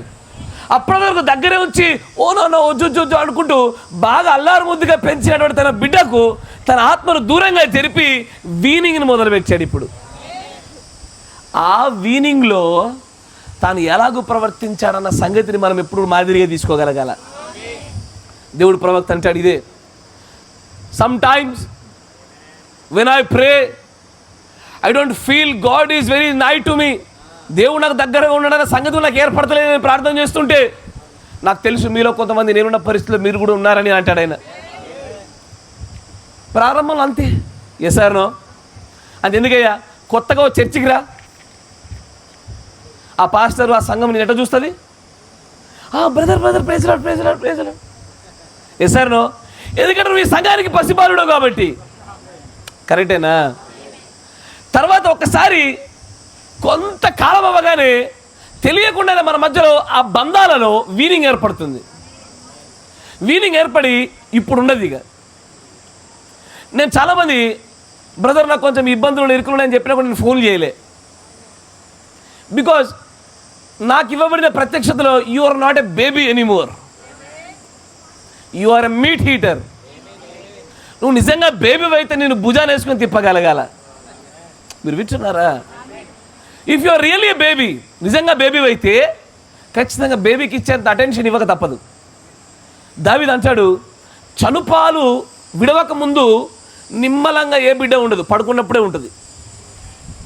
ఇవి 5-10 నిమిషాలు ఆడుకున్నప్పుడు ఉంటుంది. ఇక మిగతా సమయం అంతా కూడా అటెన్షన్ సీకింగ్, ఎవరో ఒకరు ఉండాలి పక్కన, ఎవరో ఒకరు కనబడాలని కోరుకుంటారు. కానీ చనుపాలు విడిచిన తర్వాత పీస్ వస్తుంది, నిమ్మలత్వం వస్తుంది, శాంతి కలుగుతుంది, క్వైట్ అండ్ నిశ్శబ్దాన్ని కలిగి ఉంటారు వాళ్ళు. కానీ ఆ నిశ్శబ్దంలోనే మన యొక్క భక్తి పరిపూర్ణంగా బయలుపరచబడేది. కరెక్టేనా? అంతేనా? నేను క్రీస్తులోకి రాగానే అరే మీరు తిరగొద్దు బేట, అరే త్వరగా కానిచ్చాను, మీరు తిరిగే వాళ్ళపైన ఎక్కువ ఆసక్తి ఉంది, వీళ్ళకి ఇంకా కంటిలో వీనింగ్ జరగలే. మీరందరూ గుర్రానికి ఇట్లుంటే చూసారా? ఏంటవి? What you call that? ఇట్లా కళ్ళకి ఇట్లా అడం పెడతారు చూడండి. కళ్ళేమారా? కళ్ళేం కాదు అది, గంతాలు కాదు అది. నెక్స్ట్ టైం మీ అందరు కళ్ళకి పైపులు పెట్టి ఇక్కడ పెడతారు, నేను మాత్రం కనబడాలి. నన్ను చూడండి జాగ్రత్తగా. ఆత్మీయతలో వీనింగ్ జరగడానికి గురించి దేవుడు ప్రవక్త మాట్లాడుతూ దావీదు జరుగుతున్న సందర్భం ఇదే అంటాడు ఆయన. నేను క్రీస్తులో కొత్తగా వచ్చినప్పుడు నేను ప్రార్థన చేస్తేనే సమస్యలని పోయినాయి, వెంటనే ఇమ్మీడియట్గా పోయినాయి. కానీ కాలక్రమేణా దేవుడు నాలో తన యొక్క గుణలక్షణాలను నేర్పడానికి, నాలో సహనాన్ని పెంచడానికి, నాలో దీర్ఘశాంతాన్ని ఉత్పత్తి చేయడానికి కావాలనే సమాధానం చెప్పాడు ఆయన, కావాలనే త్వరగా రాడైనా, కావాలనే ఆ చివరి గడియ వరకు మనల్ని పోనిచ్చేదాకా ఎదురు చూస్తూ ఉంటాడు ఆయన. వెళ్ళాల్సిందే. ఆ అగ్నిగుండంలో పడేసేదాకా ఎందుకు చూడము? ముందే వచ్చి కాపాడొచ్చుగా. లేదు, ఆ అగ్నిగుండంలో పడాలి, 4 చుట్లు తిరగాలి, ఆ చుట్ల మధ్యలో ఆయన కనబడాలి. ఎట్ ద లాస్ట్ మినిట్ వరకు మనల్ని నిలుపుతాడు ఆయన. కరెక్టేనా? ఇప్పుడు మీ పిల్లోడు ఉన్నాడు, ఊరికే తినిపించుకుంటాడు అనుకోండి, ఆడ ఆల్రెడీ వీనింగ్ అయిపోయింది, ఆడు దట్టంగా అన్నం తింటాడు కుదమట్టంగా, అయినా తినిపించుకోండి. ఏం చేస్తారా మీరు? పోరా నీకు ఆకలి అయినప్పుడే పెడతాను రా అంటారు. వదిలేస్తారా? నీకు ఆకలి అయినప్పుడే పెడతాను రా అంటారు. వాడమ్మ ఆకలి అని వచ్చి వాడు అడిగే వరకు కూడా మీరు పెట్టరు ఇక. కరెక్టేనా? మరి పాలు కూడా ఒక మరుపు, వామ్మో 5 గంటలే పడుకొని పాలు లేవు, లేపి పడుకున్నో నీ గిచ్చి గిల్లి కాళ్ళ మధ్యలో కదరమ్మా, కాళ్ళలో గిచ్చి ఏళ్ళలో గిల్లి మెల్లమెల్లగా తట్టి లేపి మరి తాగిస్తారు. క్రీస్తు మనల్ని చేస్తున్న విధానం కూడా అంతే. కానీ వీనింగ్ ఎప్పుడెప్పుడు జరుగుతుందో తెలుసా అయ్యా? వీనింగ్ ఎప్పుడెప్పుడు జరుగుద్ది? 3 సందర్భాల్లో జరుగుద్ది భౌతికంగా మీరు చూస్తే. ఒకటి, పుట్టిన బిడ్డకి వీనింగ్ అవసరము. రెండోది, అనారోగ్య పాలైన వ్యక్తికి వీనింగ్ అవసరము. కరెక్టేనా? ఇప్పుడే హాస్పిటల్ డిశ్చార్జ్ అయినా వెంటనే మటన్ మీరేం తింటానా? అయ్యా తెల్లారా మళ్ళీ పోతా నేను. ఏం చేయాలి నేను? ఇప్పుడు నేను అనారోగ్యంలో పడిపోయాను, నేను మళ్ళీ వీనింగ్ అనే ప్రాసెస్ కూడా మెల్లగా స్టార్ట్ చేయాలా. ముందు అంబలి, తర్వాత ఇడ్లీ, తర్వాత ఉప్మా, మెల్లగా పిసికిన మజ్జిగ అన్నము, తర్వాత పప్పు, తర్వాత ఇక చెప్పరండి అయ్యా చికెన్ మటన్. కరెక్టేనా? ఒక అనారోగ్య పాలైన వ్యక్తి ఎలాగో వీనింగ్ ప్రాసెస్ గుండా వెళ్తాడో, ఏ విధంగా జన్మించినటువంటి ఒక బిడ్డ వీనింగ్ ప్రాసెస్ గుండా వెళ్తారో, ఒక కొత్త ప్రాంతము, కొత్త సంఘము, కొత్త స్థలాల్లోకి, కొత్త బోధల్లోకి వెళ్ళినప్పుడు కూడా మళ్ళీ మనం వీనింగ్ ప్రాసెస్ గుండానే ముందుకెళ్తాం. ఇది భౌతికంగా జరిగే విషయాలే. ఆత్మీయతలో కూడా దేవుడు ఇదే వీనింగ్ని పాటిస్తూ ఉంటాడు ఆయన. ఆత్మీయతలో కూడా ఆయన ఏమంటాడు? క్షణమాత్రం నీ పైన కోప్పడ్డానా, తరముల వరకు నీ పైన కృప చూపుతానా అంటాడు ఆయన. దేనికి? ఆయన కోపాన్ని బట్టి నువ్వు బుంగమూది పెట్టకుండా, కైనులాగా నీ ముఖము చిన్నబుచ్చుకోకుండా నేను మళ్ళీ వీనింగ్ ప్రాసెస్ కూడా తీసుకొచ్చి మళ్ళీ చోట పెడతాడు. కరెక్టేనా? అందుకే వెనక్కి తిరిగి చూసుకోవడం మన జీవితాలలో అంతే. కొన్ని సందర్భాలు దేవుడు బాగా దగ్గరగా ఉండి అన్ని కార్యాలు చేసినట్టు కనబడతా ఉంది, మరికొన్ని చోట్ల మన ప్రార్థనలే కనబడుతున్నాయి, సంఘ ప్రార్థనలు కనబడుతున్నాయి, కాపరి ప్రార్థనలు కనబడుతున్నాయి, కానీ జీవితంలో గొప్ప మార్పు పెద్ద కనబడతలేదు. దేవుడు దగ్గర ఉన్నటువంటి ఆ అనుభవాలు లేవు. ఆ అనుభవాలు లేవు అంటే దేవుడు మనకు దూరంగా ఉన్నట్టు కాదు. కరెక్టేనా? Yes or no? నేను ప్రశ్న అడుగుతాయా, నాకు మా పెద్ద బాబు ఇష్టమా, చిన్న బాబు ఇష్టమా? అమ్మా చిన్న బాబు ఇష్టం కదా. మిస్టరీ ఆఫ్ వీనింగ్ తెలిసినా కూడా మీరు మారలే. మీకు వీనింగ్ మిస్టరీ తెలిసినా కూడా మీరు మారతలే. ఇప్పుడు ఫస్ట్ 3 years వరకు మా పెద్ద అబ్బాయి నేను విపరీతంగా ప్రేమించా. 3 years తర్వాత ఇంకా రెండో అబ్బాయి రాకమునిపే వీనింగ్ స్టార్ట్ అయింది. వాడిని కొంత కఠినపరచాలా, కొన్ని నేర్పించాలా, కొన్ని విషయాలకు అలవాటు పడాలా, వాడు తనకు తాను కొన్ని వ్యక్తిగతంగా చేసినట్టుగా చేయాలా. దీంట్లో ప్రేమ తగ్గలే. వీనింగ్ అంటే ప్రేమ తగ్గడం కాదు. వీనింగ్లో వారిని వ్యక్తిగత స్వతంత్రులుగా చేయుటే వీనింగ్ అక్కడ. కరెక్టేనా? ఇప్పుడు రెండో అబ్బాయి వచ్చినాడు. అందరికి ఎలా కనపడుతుందంటే అమ్మో చిన్నోడే ప్రేమ ఎక్కువ అనుకుంటారు. ఏం లేదు, 3 years అయితే వీడు కూడా అంతే. వీడు వీనింగ్ చేయబడాలా. ఎక్కడ వీనింగ్ ఉండదో వాడు జీవితాంతం పాలదాగా పిల్లలాగా పెరిగిపోతాడు. రేపు పొద్దున సమాజాన్ని ఎదుర్కోలేడు, గొప్ప పోరాటాన్ని ఎప్పటికీ చేయలేడు. వాడు వీనింగ్ అనేది ప్రాసెస్ గుండానే జరుగుతూ పోవాలి.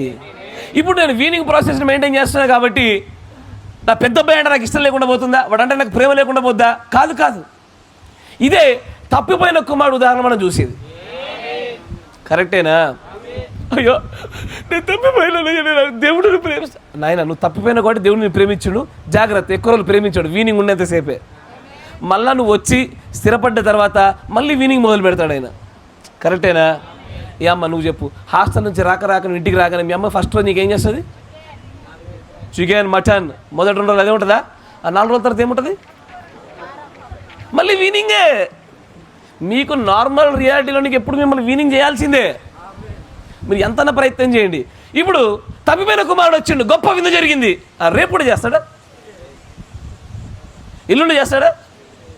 చేయడు. ఈ ప్రాసెస్ ఆఫ్ వీనింగే ఇంత. ఇప్పుడు ఈరోజు అన్నం ముట్టిస్తున్నాం కాబట్టి అంతేనా? అన్నం ముట్టిస్తున్నాం కాబట్టి మనం కూడా అన్నం ముట్టించుకుంటున్నాం. But this don't happen every time. ప్రతిసారి జరగదుగా. దేవుడు కూడా మనల్ని అలాగే చేస్తూ వస్తున్నాడు. అయ్యా ఆయన సృష్టిని ఎలాగో వీనింగ్ చేస్తూ తీసుకెళ్తున్నాడో మన క్యారెక్టర్ డెవలప్మెంట్ కూడా వీనింగ్ ఉండని తీసుకెళ్తా ఉన్నాడు. కొన్నిసార్లు మీరు ఎన్ని 100,000 మార్లు మోకరించి ప్రార్థన చేయండి, సమాధానం రాదు, సూచన రాదు. దేవుడి దగ్గరికి వెళ్ళి విడుదల పొందుకున్నట్టుకైనటువంటి ఆ దక్షిణాస్తం కనబడదు. ఎందుకంటే సమ్ టైమ్స్ దేవుడు కొన్ని మార్లు ఆయన దగ్గరికి వెళ్ళి ఏమొస్తుందని కాదు, నువ్వేం చేయబోతున్నావు అని చూస్తాడా ఆశపడుతున్నాడు ఆయన. ఆ సందర్భంలో తన ఆత్మని ఎదురు నుంచి దూరంగా ఉంచినప్పుడే కానీ, నిన్ను వీనింగ్ అనే ప్రాసెస్ కూడా పెంచుతున్నప్పుడు కానీ నువ్వేమి చేయబోతున్నావు అన్న సంగతి చూడడానికి ఆయన ఆశపడతా ఉన్నాడు. కరెక్టేనా? ప్రవక్త వర్తమానం చెప్పినాడు, వై క్రై స్పీక్, మొరపెట్టనేలా పలుకుము. కరెక్టేనా? ఇప్పుడు నువ్వు పాలు తాగే పిల్లోడు ఖచ్చితంగా నువ్వు ఏం చేస్తావు? ఏడుస్తావు, అంతేనా? You will cry. నీకు మాట్లాడడం రాదుగా.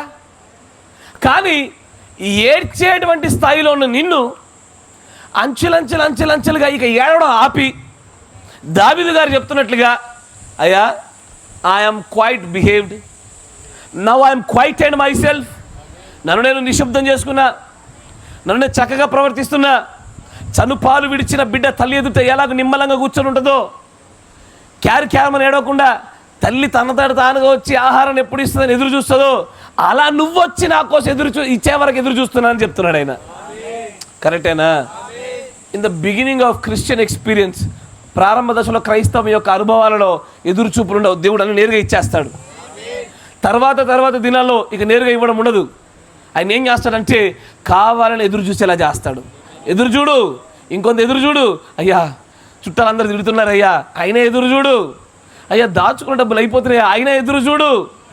ఖర్చులు ఎక్కువైతున్నాయా పైన, ఇది అసలు యుద్ధాల పేరు పెట్ట రేట్లు ఎక్కువైతే మళ్ళీ పెళ్లి ఖర్చు ఎక్కువైతుందేమో, అయినా ఎదురు చూడు.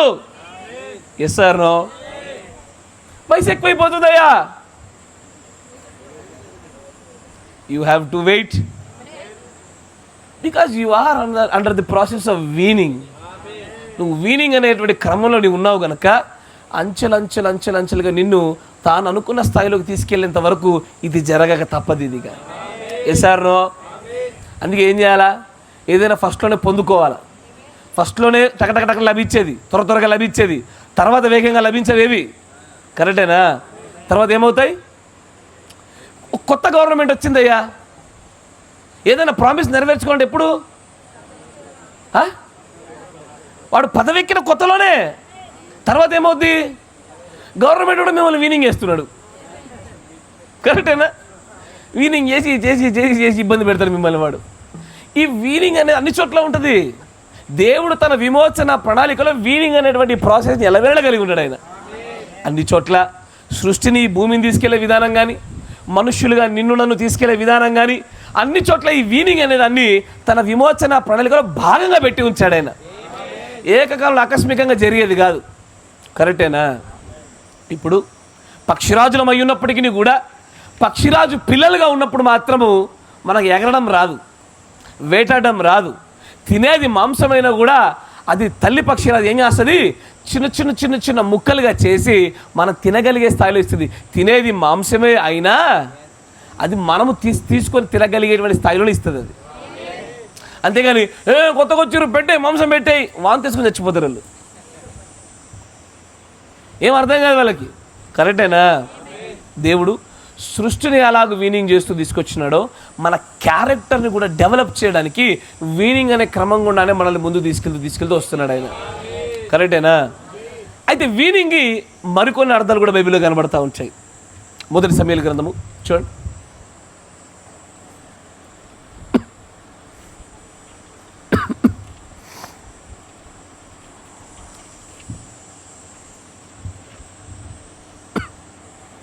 మొదటి సమూయేలు గ్రంథం 1వ అధ్యాయము 21వ వచనం చూడండి. ఎల్కానాయను అతని ఇంటి వారందరూ ఏటేటా అర్పించు బలి అర్పించుటకు పోయిరి. అయితే హన్నా బిడ్డ పాలు విడిచే వరకు నేను రాను. వాడు యెహోవా సన్నిధిని అగుపడి తిరిగి రాక అక్కడనే ఉండునట్లుగా నేను వాడిని తీసుకొని వచ్చునని తన పెనిమిడితో చెప్పి వెళ్ళక ఉండను. ఇప్పుడు జాగ్రత్తగా గమనించండి. చరిత్రకారుల ప్రకారంగా చూస్తే కనుక సమూయేలు అనేటువంటి బాలుడు ప్రవక్త బాలుడుగా ఉన్నప్పుడు ఇది 6వ నెలలో జరిగినటువంటి వీనింగ్ కాదు. ఇది 6వ నెలలో జరిగినటువంటి వీనింగ్ కాదు. తెలియకుండానే యాక్చువల్గా క్రైస్తవ్యంలో అన్యత్వం కలిసిపోయింది. పెరగమ కాలంలో జరిగినట్టుగానే నేడు మన దగ్గర అదే జరిగింది. మంచిగా గమనించాలి. హిందుత్వంలో కొన్ని శృతులు ఉంటాయి, స్మృతులు ఉంటాయి. జాగ్రత్తగా గమనించండి. శృతులు ఉంటాయి, స్మృతులు ఉంటాయి. దాంట్లో 18 స్మృతులు ఉంటాయి. దాంట్లో వ్యాస స్మృతి అని ఒకటి ఉంటుంది. ఈ వ్యాస స్మృతి ప్రకారంగానే ఈ వాట్ యు కాల్ దిస్ ఈ మన ఈ వీనింగ్లో అన్నప్రాసన సమయంలో వెండి పాత్రలు బంగారు పాత్రలు వాడతారు. వింటున్నారా? దీన్ని సదాకాలం నరికేసేయాలి ఈ ఆచారాన్ని. అందుకే గట్టిగా చెప్పక తప్పదు. మీకు ఇప్పుడు నెట్ అందరి దగ్గర ఉంది కదయ్యా, కరెక్టేనా? వ్యాస స్మృతి 63, 64 శ్లోకాన్ని కొట్టండి ఇంటికి వెళ్ళిన తర్వాత. ఇప్పుడు కొట్టకూడదు, నేను ఉండగా ఇంటికి వెళ్ళాక 63, 64 శ్లోకాన్ని కొట్టి చూడండి. వెండి బంగారు పాత్రల యొక్క వినియోగము గృహములోను మనం చేసే పనుల్లోనూ దాని పాత్రల గురించి మాట్లాడుతూ అది మెల్లగా అన్నప్రాసనానికి జోడించారు జనాలు. ఇది మనకు ఎడ్డి క్రైస్తవులకు తెలియదుగా అలాగే. ఎందుకంటే మనం సత్యం కోసం నిలబడినప్పుడు మన సత్యం మనకి ఏం తెలియపరుస్తుందో తెలుసుకోకుండా అన్ని కలుపుకొని పోయి పెర్గమ సంఘాన్ని మళ్ళీ తీసుకురాకూడదు. ఇప్పుడు మళ్ళీ మనం ఎఫ్ఎస్కి వెళ్ళాల్సి వాళ్ళము క్రైస్తవ్యాలు అన్నితో పెళ్లి చేసినట్టుగా మళ్ళీ ఒకే చోట కలిపినటువంటి ఈ కార్యం చేయకూడదు. ఈరోజున తెలీదు. నేను ఎడ్డి అన్నది ఎవరయ్యా అంటే వెలుగు ప్రసరింపజేయడానికి బాధ్యత కలిగి చేయలేని కాపర్లు అంటున్నాను నేను, మిమ్మల్ని కాదు. ఎందుకంటే బాధ్యత కాపర్లదే, చెప్పాలి. వాళ్ళు ఈ అన్యత్వ ఆచార ప్రకారం మెల్లగా ఏం చేశారు, దీనిలో జోడించారు. అందుకే అన్నప్రాసనాలు ఎక్కడైనా చూడండి మోస్ట్లీ ఏం కనబడుద్ది, మనం పేదలం కాబట్టి వెండి, బాగా డబ్బు అయితే బంగారం. మీరు వింటున్నారా? ఇప్పుడు కొంత కాస్ట్లీ ఎక్కువైపోయింది కాబట్టి బంగారం దొరుకుతలేవు, బంగారు పాత్రలు అంటే కష్టమే. ఇప్పుడు కొంత పేదలం కాబట్టి మిడిల్ క్లాస్ కాబట్టి ఏం చేస్తా ఉన్నాము, వెండి పాత్రలు చేస్తాం. మళ్ళీ దాన్ని ఎప్పుడు తీస్తారు, ఒకసారి అయిపోయిందంటే బీరువాలో పెడతారు. మళ్ళీ ఎప్పుడు తీస్తారు అవి, మళ్ళీ నెక్స్ట్ ఇన్నింగ్స్కి. ఇక మన నెక్స్ట్ ఇంకొక ప్లేయర్ దిగినప్పుడే మళ్ళీ వాళ్ళ వీనింగ్కే వస్తుంది. అది అప్పటిదాకా బయటకు రాదు. అది ఇంట్లో వాడేది లేదు, వాడితే అరిగిపోద్దిగా కదనా. కానీ వ్యాస స్మృతి ప్రకారంగా అది ఇంట్లో ప్రతిరోజు వాడాలా, తినడానికి వాడాలా, చారు తాగడానికి కూడా వాడాలా, చట్నీకైనా వాడాలి దాన్ని. యాక్చువల్గా అంత ఓపిక లేవు, అన్ని పేదరికాలు. బయటకు మాత్రమే డంబము, లోపలంతా పేదరికమే. కరెక్టేనా? కానీ ఇది క్రైస్తవ ఆచారాల ప్రకారంగా తప్పు. దేవుడి యొక్క వాక్యం అంటే తెలుసా, మీ ఆచారాల వల్ల దేవుడి వాక్యాన్ని నిరర్ధకం చేస్తా ఉన్నారు అంటాడు ఆయన. కరెక్టేనా? Because of your vain traditions, మీ యొక్క వ్యర్థమైన ఆచారాల వల్ల దేవుడి వాక్యాన్ని నిరర్ధకం చేశారు అంటాడు ఆయన. తెలియనప్పుడు తెలియకపోతే పర్వాలేదు, దేవుడు క్షమిస్తాడు. తెలిసిన తర్వాత చేయొద్దిగా. Yes or no? ఇప్పుడు నేను ఎవరికి చెప్పానంటే రాబోతున్న భవిష్యత్ తరానికి చెప్తా ఉండా. ఎందుకంటే ఇప్పటికే చాలామంది గేట్లు క్లోజ్ చేసేసారు, మంచి చక్కటి శస్త్రచికిత్సల ద్వారా మూసేశారు. కాబట్టి ఇక అవకాశాలు లేవు. కానీ అక్కడ నా భాష మీకు అర్థమైందా? ట్యూబెక్టమీ, వ్యాసెక్టమీలో కూడా చక్కగా మీరు ముందుకు పోయినారు. ఇక మీకు అవకాశాలు లేవు. కానీ భవిష్యత్ తరాల కోసం చెప్తా ఉన్నా, ఆచరణ మాత్రం వీళ్ళు చూడించబడకూడదని అన్న. కరెక్టేనా? అట్లాగే ఇక్కడ హన్నా కూడా ఒక రోజున దేవుడిచ్చిన బిడ్డను పట్టుకొని తను పాలు విడిచే దినం వరకు దగ్గరే ఉంచుకొని, పాలు విడిచిన వెంటనే తను చేస్తున్న కార్యక్రమం ఏంటో తెలుసా? డెడికేషన్ టు ద లార్డ్, ప్రభువుకి ప్రతిష్ఠించడం అనే కార్యక్రమాన్ని చేస్తూ ఉందమ్మ. కరెక్టేనా? ఇప్పుడు మీరు చూడండి, ప్రభువుకి ప్రతిష్ఠించడానికంటే మునిపే సున్నతి జరగాల. హలో, కరెక్టేనా? ప్రభువుకి ప్రతిష్ఠించడానికంటే మునిపే సున్నతి ఏ రోజున జరుగుద్ది? 8వ దినం జరగాల. ఈ సున్నతి ఈరోజు దేని సాదృశ్యము? కొద్దిగా గట్టిగా చెప్పొచ్చుగా. పరిశుద్ధాత్మక, పరిశుద్ధాత్మ ముద్రక, రెండింటికి చాలా వ్యత్యాసం ఉంది. పరిశుద్ధాత్మక, పరిశుద్ధాత్మ ముద్రక. అయ్యా లాస్ట్ నా మాట వినబడుతుందా? గాడి చెప్పడం నామేనానండి, నాకు కూడా అర్థమైంది మీరు వింటున్నట్టుగా. పరిశుద్ధాత్మక, పరిశుద్ధాత్మ ముద్రక. ఇంకోసారి అర్థం గట్టి అందరూ నిలబెడతా. పరిశుద్ధాత్మ, పరిశుద్ధాత్మకేనా? ఖచ్చితంగా. అయ్యా మరి పరిశుద్ధాత్మ ముద్ర ఏంటి చెప్పండి? పాత నిబంధనలు అడుగుతా ఉన్నాను నేను.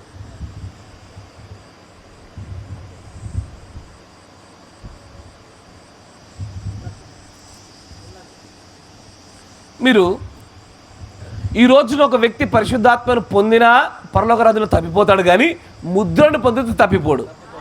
తన జనములో నుంచి కొట్టివేయబడడానికి వీల్లేదు. కరెక్టేనా? సున్నతి కూడా అలాంటిదే.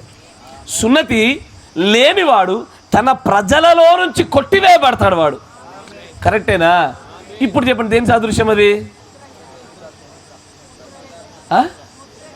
ఆబ్వియస్లీ మీరు చెప్పింది కరెక్టే కదా.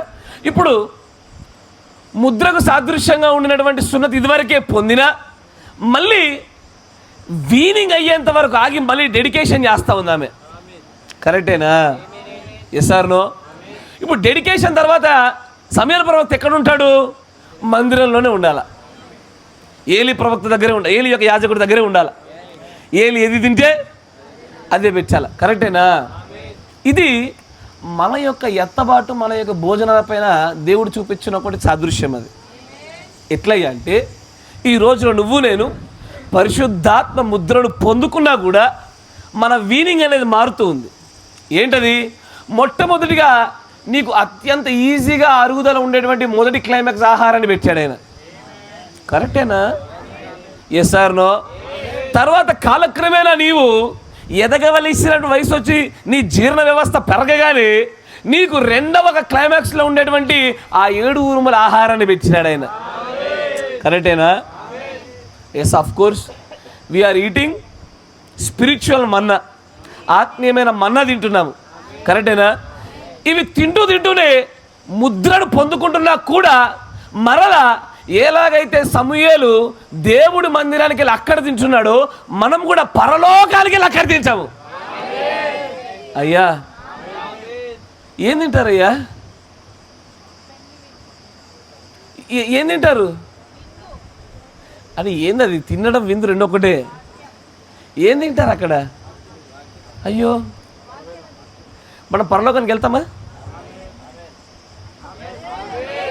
గట్టి చెప్పడయ్యా, ఇది ఇష్టం లేనట్టు అంటారు ఏంటి? వెళ్తాంగా. ఇప్పుడు అక్కడికి వెళ్ళాక ఏం చేస్తాను చెప్పండి? అక్కడికి వెళ్ళాక గుడి ఆహారం ఉంటుందా? అయ్యో, అక్కడికి వెళ్ళాక ఈ పేరే ఉండదు. అక్కడికి వెళ్ళాక నీ పేరు ఉండదు, యేసు అనే పేరు కూడా ఉండదు. హలో, కరెక్టేనా? అక్కడికి వెళ్ళిన తర్వాత నీ పేరు ఉండదు, యేసు పేరు ఉండదు. ఎందుకు ఉండదు? ఆయనకు మాత్రమే తెలియపరచబడిన ఒక పేరుంది, ఆ పేరే మన పేరు అవుద్ది. కరెక్టేనా? తర్వాత అక్కడికి వెళ్ళిన తర్వాత ఇప్పుడు ప్రత్యేకమైన ఆహారంతో మనం పోషించబడతాము. కరెక్టేనా?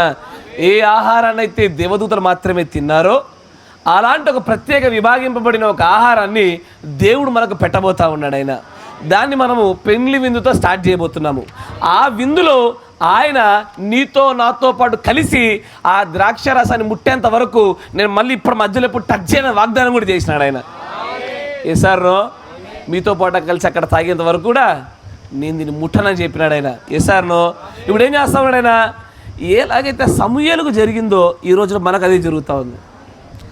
తల్లి ఇంట ఉన్నంత వరకు కూడా వీనింగ్ జరిగేటువంటి కార్యక్రమం వరకు కూడా అతడు పాలతోనే పెంచబడ్డప్పటికీ ఒకసారి వీనింగ్ అయిపోగానే డెడికేషన్ అవ్వగానే, డెడికేషన్ అంటే ప్రతిష్ట, కరెక్టేనా? ఇప్పుడు ఈ రోజున ఆ యొక్క పరలోకపు జీవానికి కూడా ఏం చేస్తాం మనము? బిడ్డ పేరు నేను చెప్పింది జోయే హెవెన్కి ఏం చేస్తాము? వీనింగ్తో పాటు డెడికేషన్ చేస్తున్నాం మనం. We are going to dedicate her to the lord. అంటే ఏంటిది? ప్రభు పని నిమిత్తం మాత్రం వాడబడాల. ప్రభు అవునంటే అవుననాలి, కాదంటే కాదనాలి. ప్రభు నిలిపితే జీవం నిలవాలి, ప్రభు తీసుకెళ్తే తీసుకెళ్ళిపోవాలి. అంతయు ప్రభు నామ ఘనతార్థమే జరుగుట కొరకై ఆ బిడ్డని ఈరోజు మనం ప్రత్యేకంగా నిలబెట్టబోతున్నాము. అదే ప్రభు కోసమైన ప్రతిష్ట, కరెక్టేనా? ఇప్పుడు ఈ వీనింగ్ అనే సెరమనీ ఎల్లవేళలా నెక్స్ట్ డెడికేషన్ అనే కార్యాన్ని చూపించడానికి ఉంటుంది. అయ్యా మరి వీనింగ్కి ముందు డెడికేట్ చేయొద్దా? వీనింగ్కి ముందు డెడికేట్ చేయొచ్చా చేయకూడదా? అయ్యా చేయొచ్చా? అట్లా చేస్తే ఎలా నువ్వు డెడికేట్ చేసి మళ్ళీ ఇంటికి తీసుకెళ్తావుగా, కరెక్టేనా? Yes sir no. కాకపోతే ఇక్కడ ప్రవక్తను డెడికేట్ చేస్తున్న విధానానికి ఇక్కడ మనం చిన్న బిడ్డలను చేస్తున్న డెడికేషన్ విధానానికి వ్యత్యాసం ఉంది. దాన్ని ప్రవక్త అంటాడు, నా దగ్గరికి చిన్న బిడ్డలు తీసుకురని చెప్పి వారిపైన చేతుల నుంచి ప్రార్థన చేసిన విధానాన్ని ఈ కాలంలో మనం చేస్తున్న చిన్నపిల్లల పైన దేవుడి యొక్క ప్రతిష్ట అది, కదండి? ఈసారినో మీరు గ్రహించగలుగుతున్నారా? ఈ రకమైనటువంటి ప్రతిష్టను దేవుడు చూపుతూ ఉన్నాడు. కానీ డెడికేషన్ అనేటువంటిది it always follows with weaning. పాలు విడుచుటతో డెడికేషన్ అనేటువంటిది ఎల్లవేళ కొనసాగింపుగానే జరిగి తీరాల. అది మన యొక్క పరలోకంలో మనము తినబోతున్నటువంటి మన ఈ ఆహారాన్ని వదిలి, ఏ ఆహారాన్ని? క్షయమగు ఈ ఆహారాన్ని వదిలి అక్షయమగు ఆహారాన్ని తినబోతున్నటువంటి, ఎక్కడ తింటున్నాడు ఆయన? ఆయన మందిరంలో తింటున్నట్టుగానే మనము దేవుడి యొక్క మందిరంలో తినబోతూ ఉంటున్నాము, కరెక్టేనా? సమూయేలు ప్రవక్త తన తల్లి ఇంట ఉన్నంతసేపు కూడా ఆ బలమైన ఆహారాన్ని తినలే, పాలే. కానీ ఒకసారి వీనింగ్ అవ్వగానే ఆ బలమైన ఆహారాలు తినడం కొరకే ప్రత్యేకంగా దేవుడు, యాజకుడు, దైవ మందిరము ఆ ప్రత్యేక ఆహారాలు ఎలాగున్నాయో మనం కూడా ఇప్పుడు తింటుంటే ఈ క్షయమైన ఆహారం ఏదైతే ఉందో దీనిని వదిలి అక్షయమగు వాటి దిశ వైపు అడుగులు వేయబోయేటువంటి వీనింగ్ జరుగుతూ ఉంది మనకి, కరెక్టేనా? ఆ వీనింగ్ సెరమనీయే మన ఎత్తబడితో జరుగుతుంది, కరెక్టేనా? గ్రహించగలుగుతున్నారా? కానీ ప్రవక్త వీనింగ్ని ఇక్కడతో ఆపలే, చాలా దశలుగా చెప్తూ ఉంటాడు ఆయన. వీనింగ్ సృష్టిలో మాత్రమే కాదు, వీనింగ్ క్యారెక్టర్ డెవలప్మెంట్లో మాత్రమే కాదు, వీనింగ్ అనేది డెడికేషన్ ముందు జరిగేది మాత్రమే కాదు, వీనింగ్ అనేది పరలోకంలో అక్షయమైన ఆహారం తినడానికి మనం ఈ క్షయమైన ఆహారం నుంచి ముందుకు సాగేది మాత్రమే కాదు. వీనింగ్ అనేటువంటిది దేవుడి యొక్క పరిపూర్ణమైన వధువుగా తయారవడంలో కూడా వీనింగే ఉందంటాడు ఆయన. మిమ్మల్ని కొన్ని కొటేషన్ కూడా ముందుకు తీసుకెళ్తాను, చూడండి, జాగ్రత్తగా గమనించండి.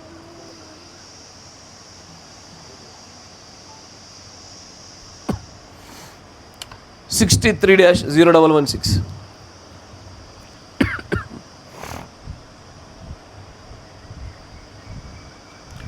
ఆసక్తి అని ఉన్నారా?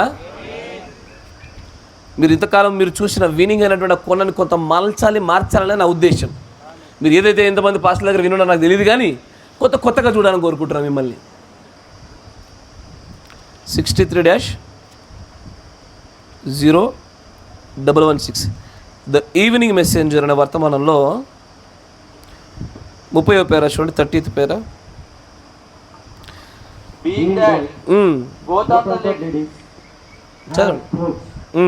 Cancer on one, and I just might quickly give this little testimony. If I have to cut some of my talking short, just before leaving home, the last case I had before leaving, that was an outstanding case. ఇప్పుడు దేవుడి యొక్క ప్రవక్త ఒక ప్రత్యేకమైన case గురించి చెప్తాడు. ఆ case మొత్తాన్ని గురించి చెప్పను, కానీ దాంట్లో ప్రవక్త గారు వాడుతున్న విధానాన్ని, ఆ మాటల పదజాలని మీ ముందు పెడతా. ఆయన అంటాడు, నేను వెళ్ళిపోవడానికంటే ముందు ఒక ప్రత్యేకమైన ఒక సందర్భాన్ని మీ ముందు పెడతాను చూడండి అంటూ ఆయన అంటాడు, There was a lady and her name is there. అక్కడ ఒక స్త్రీ ఉంది, ఆమె పేరు డయర్. She was.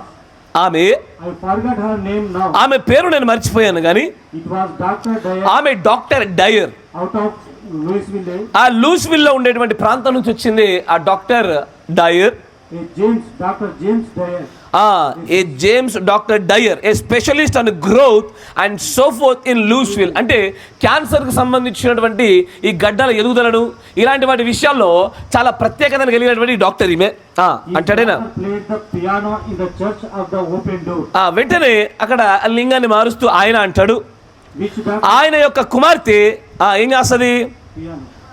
పియానోను ప్లే చేస్తా ఉంటే చర్చిలో. ఎవరి చర్చ్ అది? Which doctor Kabul is a pastor. Doctor Kabul అనే వ్యక్తి పాస్టర్గా ఉన్న చర్చిలో ఇక డాక్టర్ జేమ్స్ డయర్ గారి యొక్క కుమార్తె పియానో వాయిస్తూ ఉంటుంది. Just great mammoth or Jewish synagogue. అది చాలా మ్యామోత్ అంటే ఏంటో తెలుసా? పెద్దది, బిగ్. పెద్దదనే పదానికంటే ఇంకా చాలా పెద్దది అన్నట్టు. చాలా విస్తృతమైన పెద్ద జూయిష్ యొక్క సినగోగ్ సంఘం అది. And the man himself belong to the church of Christ. ఆ మనిషి కూడా చర్చ్ ఆఫ్ క్రైస్ట్ అనేటువంటి సంఘానికి సంబంధించిన వ్యక్తి. Denominational church of Christ. ఏ సంఘం అయ్యా అంటే సంఘ శాఖకు సంబంధించినటువంటి సంఘం అది. And was converted into the believing the gospel of full gospel. ఏదైతే ఫుల్ గాస్పుల్ మినిస్ట్రీ గుండా ప్రవక్త గారు ఈ వర్తమానాన్ని ముందుకు తీసుకెళ్ళాడో, ఈ వర్తమానాన్ని ఆమె మెల్లగా నమ్మి ఆ సంఘ శాఖలలో నుంచి ఇటువైపుగా తిప్పబడి మార్పు చెందింది. ఆ తర్వాత అంటాడు, ఏ వెరీ ఫైన్ మ్యాన్, చాలా మంచి వ్యక్తి. And she played in my meeting when I had in Louisville. ఆ కుమార్తె, వారి బిడ్డ, నేను కూటమి పెట్టిన సందర్భంలో కూడా ఆమె పియానో వాయించడాన్ని నేను గమనించగలిగా. ఆయన అంటాడు, at the memorial auditorium, and she was amazed to see what taken place and tried to tell her father about it. ఆమె నేను బోధించిన కూటమిలోకి ఆమె వచ్చినప్పుడు ఆమె పియానో ప్లే చేస్తుండగా ఆ కూటమిలో దేవుడు నడిపించిన గొప్ప ఆత్మీయ కార్యాలను ఆమె చూసి ఆశ్చర్యపడిపోయింది. ఆమె ఆశ్చర్యపడి ఆ ఆశ్చర్యకరమైన సంగతులన్నింటినీ తీసుకెళ్ళి తన తండ్రికి చెప్పడం మొదలుపెట్టింది. నాన్న, ఇదిగో బ్రహ్మ అనేటువంటి ఒక కూటమికి వెళ్ళాను, ఫుల్ గాస్పెల్ అంటా, అక్కడ అద్భుతాలు జరిగాయి, దేవుడు స్వస్థత చేసినాడు, ఆత్మ దిగి వస్తూ ఉంది, ప్రజలు మార్పు చెందుతూ ఉన్నారు, అనేకులు రక్షించబడతా ఉన్నారు అని గొప్ప సాక్ష్యాన్ని తన తండ్రి గారికి చెప్పడం మొదలుపెట్టింది. ఆ తర్వాత చూడండి అంటాడు, అప్పుడు అలా తండ్రి అంటాడు, ఈ సైడ్ ఇట్స్ జస్ట్ సైకాలజీ. ఆహా, ఆ సంఘం అంత బాగుందా? ఆ సంఘం అంతా నచ్చిందా? ఇదంతా కేవలము అంటే మానసిక విద్య, మానసికంగా చదవగలిగినటువంటి ఒక చోటు మాత్రమే. అంతకు మించి ఏముండదు అక్కడ, ఏముండదు. Those people is just as sick as they ever was. ఆ ప్రజలు ఇంతకు ముందు ఎంత రోగులై ఉన్నారు, ఇప్పుడు కూడా వారు అంతే రోగులై ఉన్నారు, కానీ అంతకు మించి ఆ సంఘంలో ఏం లేదయ్యా. తర్వాత And so he wouldn't believe it. కాబట్టి ఆ బిడ్డ చెప్పిన మాటలు ఆ తండ్రి ఎంత మాత్రము నమ్మలే. కరెక్టేనా? నమ్మలే. తర్వాత చూడండి, ప్రవక్త అంటాడు, finally she weaned away from the church. మంచిగా గమనించాలా, ఆమె ఉన్నటువంటి ఆ తండ్రి ఏ సంఘానికి వెళ్తూ ఉన్నాడో, డాక్టర్ కాబుల్ అనేటువంటి వ్యక్తి పాస్టర్గా పనిచేస్తున్న సంఘంలో నుంచి ప్రవక్త గారి యొక్క ఫుల్ గాస్పెల్ని నమ్మి తన సంఘానికి రావడాన్ని బట్టి చూస్తూ, అప్పుడు ఆయన ఆ సంఘంలోంచి పొట్టొచ్చింది, ఈ సంఘంలోంచి పొట్టెగిరిపోయింది, ఈ సంఘంలో కాపరిని మోసం చేసినారు అని ఇట్లాంటి పదాలు వాళ్ళే. దానికి ప్రవక్త గారు పెట్టిన పేరు ఏంటంటే షీఈస్ వీన్డ్ ఫ్రమ్ ద చర్చ్. నాకేం జరిగిందంటే అన్నప్రాసనం జరిగింది. ఎక్కడ జరిగిందంటే యూట్యూబ్లో జరిగింది నాకు. ఎస్ సార్ నో, అంతేనా? వాళ్ళిద్దరు సరి చేయండి అయ్యా. నాకు యూట్యూబ్లో అన్నప్రాసనం జరిగింది. అక్కడ మాంసం బాగుంది, ఆ మాంసం రుచికరంగా అనిపించింది అయ్యా అంటుంటే, అంత పిట్ట మాంసము, అంత కులిపోయిన మాంసము, అలా మాంసం మీద తెల్ల చొక్క కప్పుతారు, హలో, కరెక్టేనా? కానీ ఒక సంఘం నుంచి మరొక సంఘానికి వెళ్ళినప్పుడు ప్రవక్త గారు దాన్ని అడ్రస్ చేస్తున్న విధానాన్ని చూస్తే ఆయన అంటాడు, అది మహిమలోను, ఆహారంలోను, శక్తిలోను, సిద్ధపాటులోను, సత్యములో పెద్దదైనప్పుడు దాని వైపు అడుగులు వేస్తూ ఉంటే సంఘముగా మనందరికీ కూడా వీనింగ్ సెరమనీ జరిగిందయ్యా. మనం ఎవరిని బిట్రే చేయలే, ఎవరిని మోసగించలే, ఎక్కడి నుంచో పొట్టుగా ఎగిరిపోలే. ఏం జరిగిందంటే అక్కడ కొంతమంది పాలు తాగుతున్న గుంపులో నుంచి మా జీర్ణ వ్యవస్థ పెద్దదై ఎక్కువైన బలమైన మాంసపు ఆహారం దొరికే స్థలంలోనికి అన్నప్రాసన చేయించుకుని వీనింగ్ చేయించుకున్నాం మేమంతా. సంఘాలు మోసం చేసినట్టు కాదు, కరెక్టేనా? ఇదేమి ఒక బిడ్డ పాలిస్తున్నప్పుడు ఆ తల్లిని చూసి ఇక నాకు పాలొద్దు నేను అన్నం తింటానంటే దాని అర్థం తల్లి మీద ప్రేమ లేక కాదు. Yes sir, we still love that mother. Yes sir no, but we don't want your milk. అంతేనా? నువ్వంటే ప్రేమే, కానీ పాలొద్దు మాకు. ఇక ఆ పాలు తాగి తాగి తాగి ఆ కొత్తిమీర గింజలు తిని అలెట్లు ఆరిసిపోయారు. ఈ పాలు తాగి తాగి మేము అలసిపోయినాం. 18 ఏళ్ళు అదే పాలు. మహా అయితే కొన్నిసార్లు చాక్లెట్ మిల్క్ ఇచ్చిర్రు, బనానా మిల్క్ ఇచ్చిర్రు, మొత్తానికి మిల్కే ఇచ్చిర్రు మీరు మాకు. సార్ మిల్క్ కాకుండా ఏదైనా ఉందా? ఏం లేదు. ఏదో ఒకటి కల్పిస్తున్నారు కానీ మొత్తానికి మిల్కే ఇస్తున్నారు. సార్ నో, ఏడో ముద్ర కింద ఈయన, ఏడో ముద్ర కింద ఆయన, ఏదో కొత్త కొవ్వు శాతం మారుండొచ్చేమో కానీ మొత్తానికి పాలే. ఎడు దొరికిన పాలు పాలు పాలు. లాస్ట్కి పీటర్ గారు లేక పాలంటే స్మెల్ పడతలేదు. ఇక మొన్న మధ్యలోనే నాతో పాటు సహోదరుడు ఉన్నాడు. ఏదో ఒక వీడియో చూపిస్తూ ఉంటే అసలైనటువంటి ముచ్చట దగ్గరికి తీసుకురావడం కొరకు నేను కొంత ఫార్వర్డ్ చేసిన. ఆయన ఇంకో ఈ సేవకులు ఏం చెప్పారో చూపిస్తానని నేను కొంత నొక్కిన తర్వాత బహుశా బాగా దాటి వేస్తున్నానేమో, ఎక్కువగా ఆయన వినకుండా అయిపోతున్నాడేమో అనుకుంటాడని నేను పక్కకి జరిగా. ఆయన టక్కటక్కటక్క నొక్కి 2 నిమిషాలు అత అయితలేదయ్యా అన్నాడు ఆయన. ఎందుకంటే నీకు పాలు వెక్కసమయ్యాయి, ఇప్పుడు నువ్వు కక్కుతావు అంతే. ఇక ఎస్ సార్ నో అయ్యా, ఒకసారి ట్రై చేయండి అయ్యా. ఈరోజు భోజనాలు చేసే వేస్ట్ అయితే కానీ రేపు ఇంటికి వెళ్ళిన తర్వాత 3 పూటలు పాలు తాగి పడుకో. ఏంటది? నెక్స్ట్ మినిటే ఎల్లుండి ఖచ్చితంగా ఎల్లోపర్ కొనుక్కుంటావు. మీకు అర్థం కాలేగా? ఇప్పుడు అర్థమైంది. ఎల్లుండి వరకు అనుకుంటావు నువ్వు. కారణం ఏంటంటే ఎనఫ్ ఈజ్ ఎనఫ్, సరిపోయింది. ఇంకా పాలతో చాలు, సరిపోయిన దినాలు అయిపోయాయి. It's time to upgrade. ఏం చేయాలా?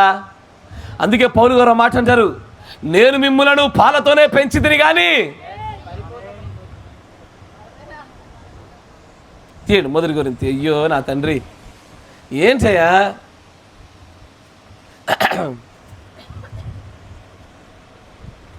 తీయండి మొదటి గురించి.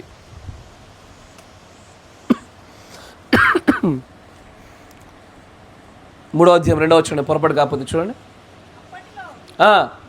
మీకు బలము చాలకపోయినందున, అప్పట్లో మీకు బలం చాలకపోయినందున పాలతోనే మిమ్మల్ని పెంచితిని గాని, పాలతోనే మిమ్మల్ని పెంచాల్సి వచ్చింది కానీ అన్నముతో మిమ్మల్ని పెంచలేదు. ఏంటది? అన్నముతో. ఇది బీపీటీ అన్నమా, బాస్మతి అన్నమా? నేను అడగడానికి గల కారణం ఉంటుంది, చెప్పండి. I don't want make any jokes, దానికి ఒక అర్థం ఉంది. బీపీటీ అన్నమా లేకపోతే మన దానికి బాస్మతి అన్నమా? ఇంగ్లీష్లో ఏదో ఉన్నాను దాన్ని. I have fed you with milk. I have fed you with milk And not with meat. not with Meat. మరి ఆ తర్జమదారుడికి ఏమొచ్చింది ఏందో, మాంసం తీసుకుని అన్నం రాసిండు ఆయన. మీట్ అంటే ఏంటిదయ్యా? మాంసం. పాప కొంతమంది తర్జమదారులలో పొరపాట్లు ఇవన్నీ కూడా. ఆయన అంటాడు, ఒకప్పుడు మీకు శక్తి లేదు కాబట్టి మిమ్మల్ని అందరినీ పాలతోనే పెంచానయ్యా, కానీ ఇప్పుడు ఇక పాలతో పెంచే సమయం లేదు. ఇక అప్పుడు సరిపోలేదు కాబట్టి మిమ్మల్ని మాంసంతో పెంచలే, కానీ ఇప్పుడు మాంసంతోనే పెరగవలసిన అవకాశం వచ్చేసింది. Yes or no? కరెక్టేనా? Yes or no? కాకపోతే మీకు ఎంతమంది తెలుసు, a pure strict non vegetarian కూడా కొన్ని విటమిన్ లోపాలు ఉంటాయి అయ్యా. ప్యూర్ స్ట్రిక్ట్గా నాన్ వెజ్జే తింటా నేను ఇంకేం తినా అనుకుంటారు ఎవరైతే ఉన్నారో అలా కొన్ని విటమిన్ లోపాలు వస్తాయి. ఇప్పుడు బయట సంఘాలకు అదే జరుగుతుంది. మేము మర్మల్ తప్ప ఇంకోనే మాట్లాడడం. God bless you, that's a meet, అది మాంసమే. మరి ప్రవక్త గారు చెప్పిన విటమిన్లు ఏవి? సార్ నో కరెక్టేనా? ప్రవక్త గోల్డెన్ నగ్గెట్స్ అని కొన్ని పదాలు వాడతాడు, విటమిన్ అనే పదాలు వాడుతూ ఉంటాడు. అసలు ఈ మనం పాపంలో పడిపోవడానికి, మన ఆత్మీయంగా ఎదగకపోవడానికి మనం తినే స్పిరిచువల్ ఆహారమే ప్రధానమైన కారణం అంటాడు. చూడండి 58 మిమ్మల్ని చూపిస్తా చూడండి, జాగ్రత్తగా గమనించండి.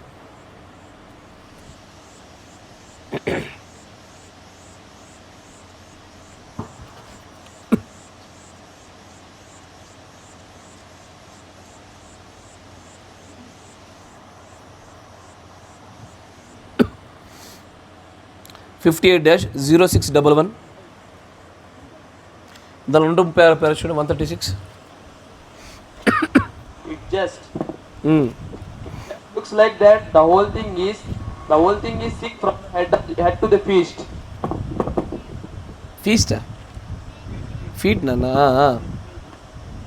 Just a sinful conglomeration of filth. It looks like. ఆగుబెట్ట మంచి అవుతున్నాడు.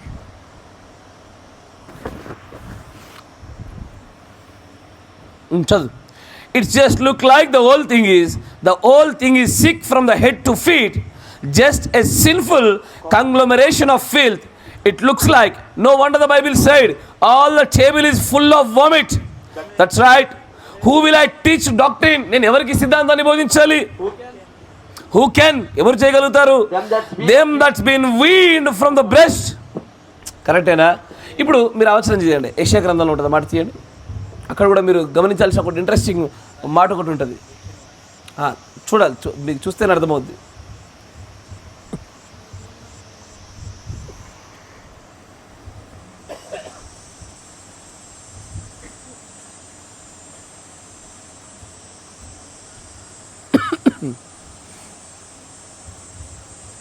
యెషయా గ్రంథం 28వ అధ్యాయం 9వ వచనం చూడండి. 9వ వచనం. వాడు ఎవరికి విద్య నేర్పును? వాడు ఎవరికి విద్య నేర్పును? ఎవరికి వర్తమానం తెలియజేయును? ఎవరికి వర్తమానం తెలియను? తల్లిపాలు విడిచిన వారికా? మంచిగా గమనించు. తల్లిపాలు విడిచిన వాడికా? చన్ను విడిచిన వారికా? చన్ను విడిచిన వారికి. ఇద్దరు ఒకటే వేరు వేరా?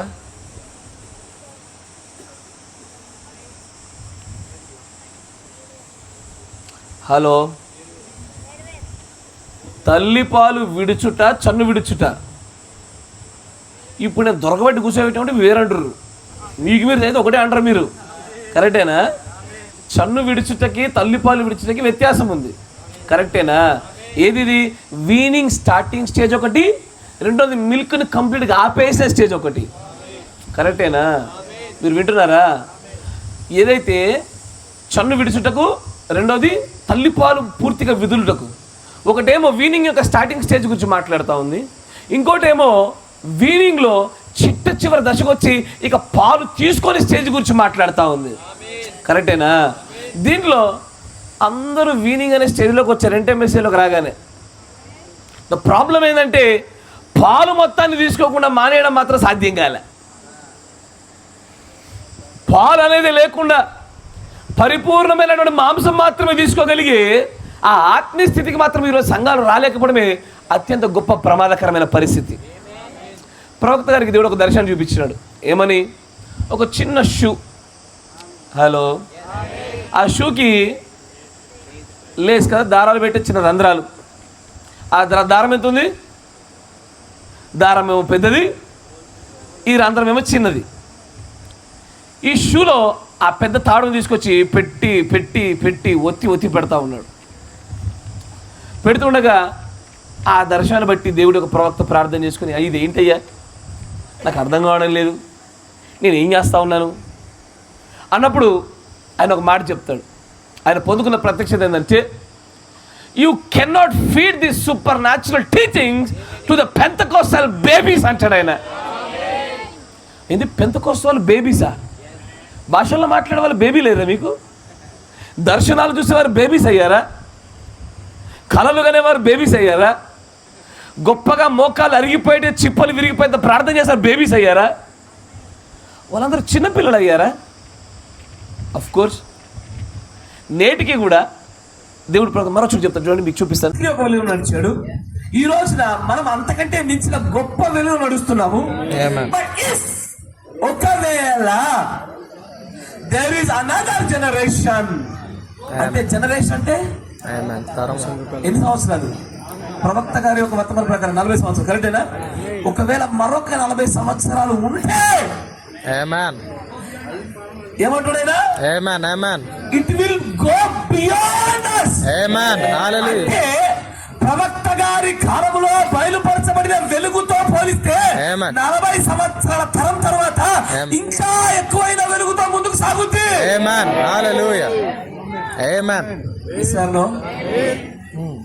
మీకు అర్థమవుతుందా? It's the same revolution, but more information. సంఘకాలంలో ప్రభుత్వం చెప్తున్న మాట, it's the same light but the more bright and light. అదే వెలుగు కానీ ప్రకాశమైన వెలుగు. అందుకే ఈ రోజున ఎంటర్ మెసేజ్ అని చెప్పుకున్నటువంటి ఈ సంఘంలో కూడా తరానికి వెలుగులో వ్యత్యాసాలు వచ్చాయి. ఇది చూడగలగడం జాన్ వెస్లీ కన్నా వెలుగు ఎక్కువ మన దగ్గర. వీరందరికంటే ఎక్కువ ప్రకాశమైన వెలుగులో మనం నడుస్తున్నాము.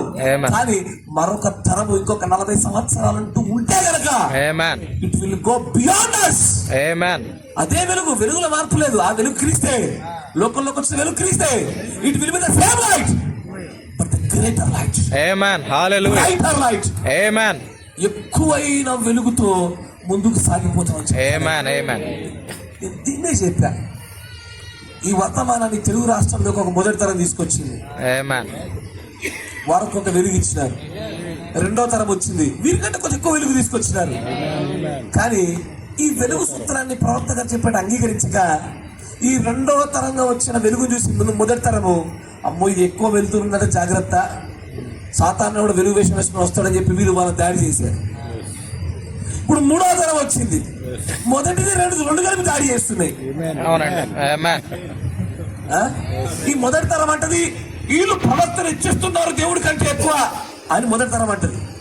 రెండో తరం అంటది ఆశలు ప్రవర్తన గురించి మాట్లాడతాడు, ప్రవర్తన తగ్గిస్తాడు ఈయన అంటాడు. నీకు అర్థమవుతుందా?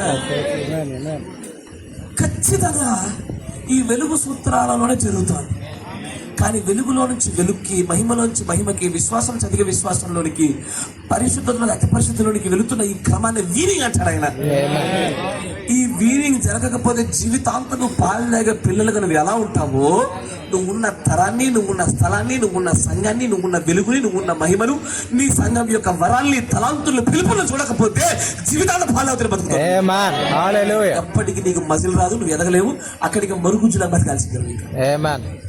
ఒకవేళ నువ్వు 30% నేను ఫలించాలనుకుంటున్నా, నీలాంటి అడుగుతుంది ఓకే. కానీ అయ్యా నేను మంచి నేలలో పడిన విత్తనంగా ఉండి 100 ఫలించాలని ఆశపడుతున్నా అంటావా?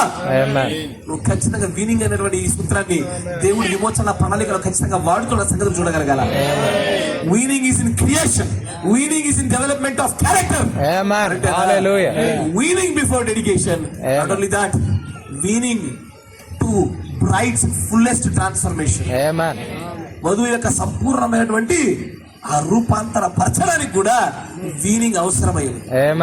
దీన్నే పౌలు గారు మొదటి నుంచి చెప్తున్నారు, నేను విత్తానయ్యా, నేను విత్తనం బట్టిగా నా పని. మరొకరు ఏం చేయాలా? నాట్లు పోయాలా, మరొకరు నీరు పోయాలా, వృత్తిపరచాల్సిన మహోన్నతుడు. లేదు నేను నీ దగ్గరే ఉంటా, నేను అక్కడనే ఉంటా. ఇది ఎట్లా ఉందంటే, మా బంధువు ఒక ఆయన 2వ తరగతి టీచర్, నేను 2వ తరగతి చదువుతున్నా.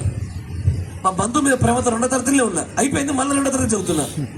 నేను అడుగుతుంటే ఏమంటున్నా, ఇక మా బంధువు దగ్గరే ఉన్నాం భయ్యా, మేము చచ్చేదాకా మా బంధువుతోనే ఉంటాం. ఇక నువ్వు 2వ తరగతి లాస్ట్కి, నీ జీవితాంతని సర్టిఫికేట్ 2వ క్లాసే.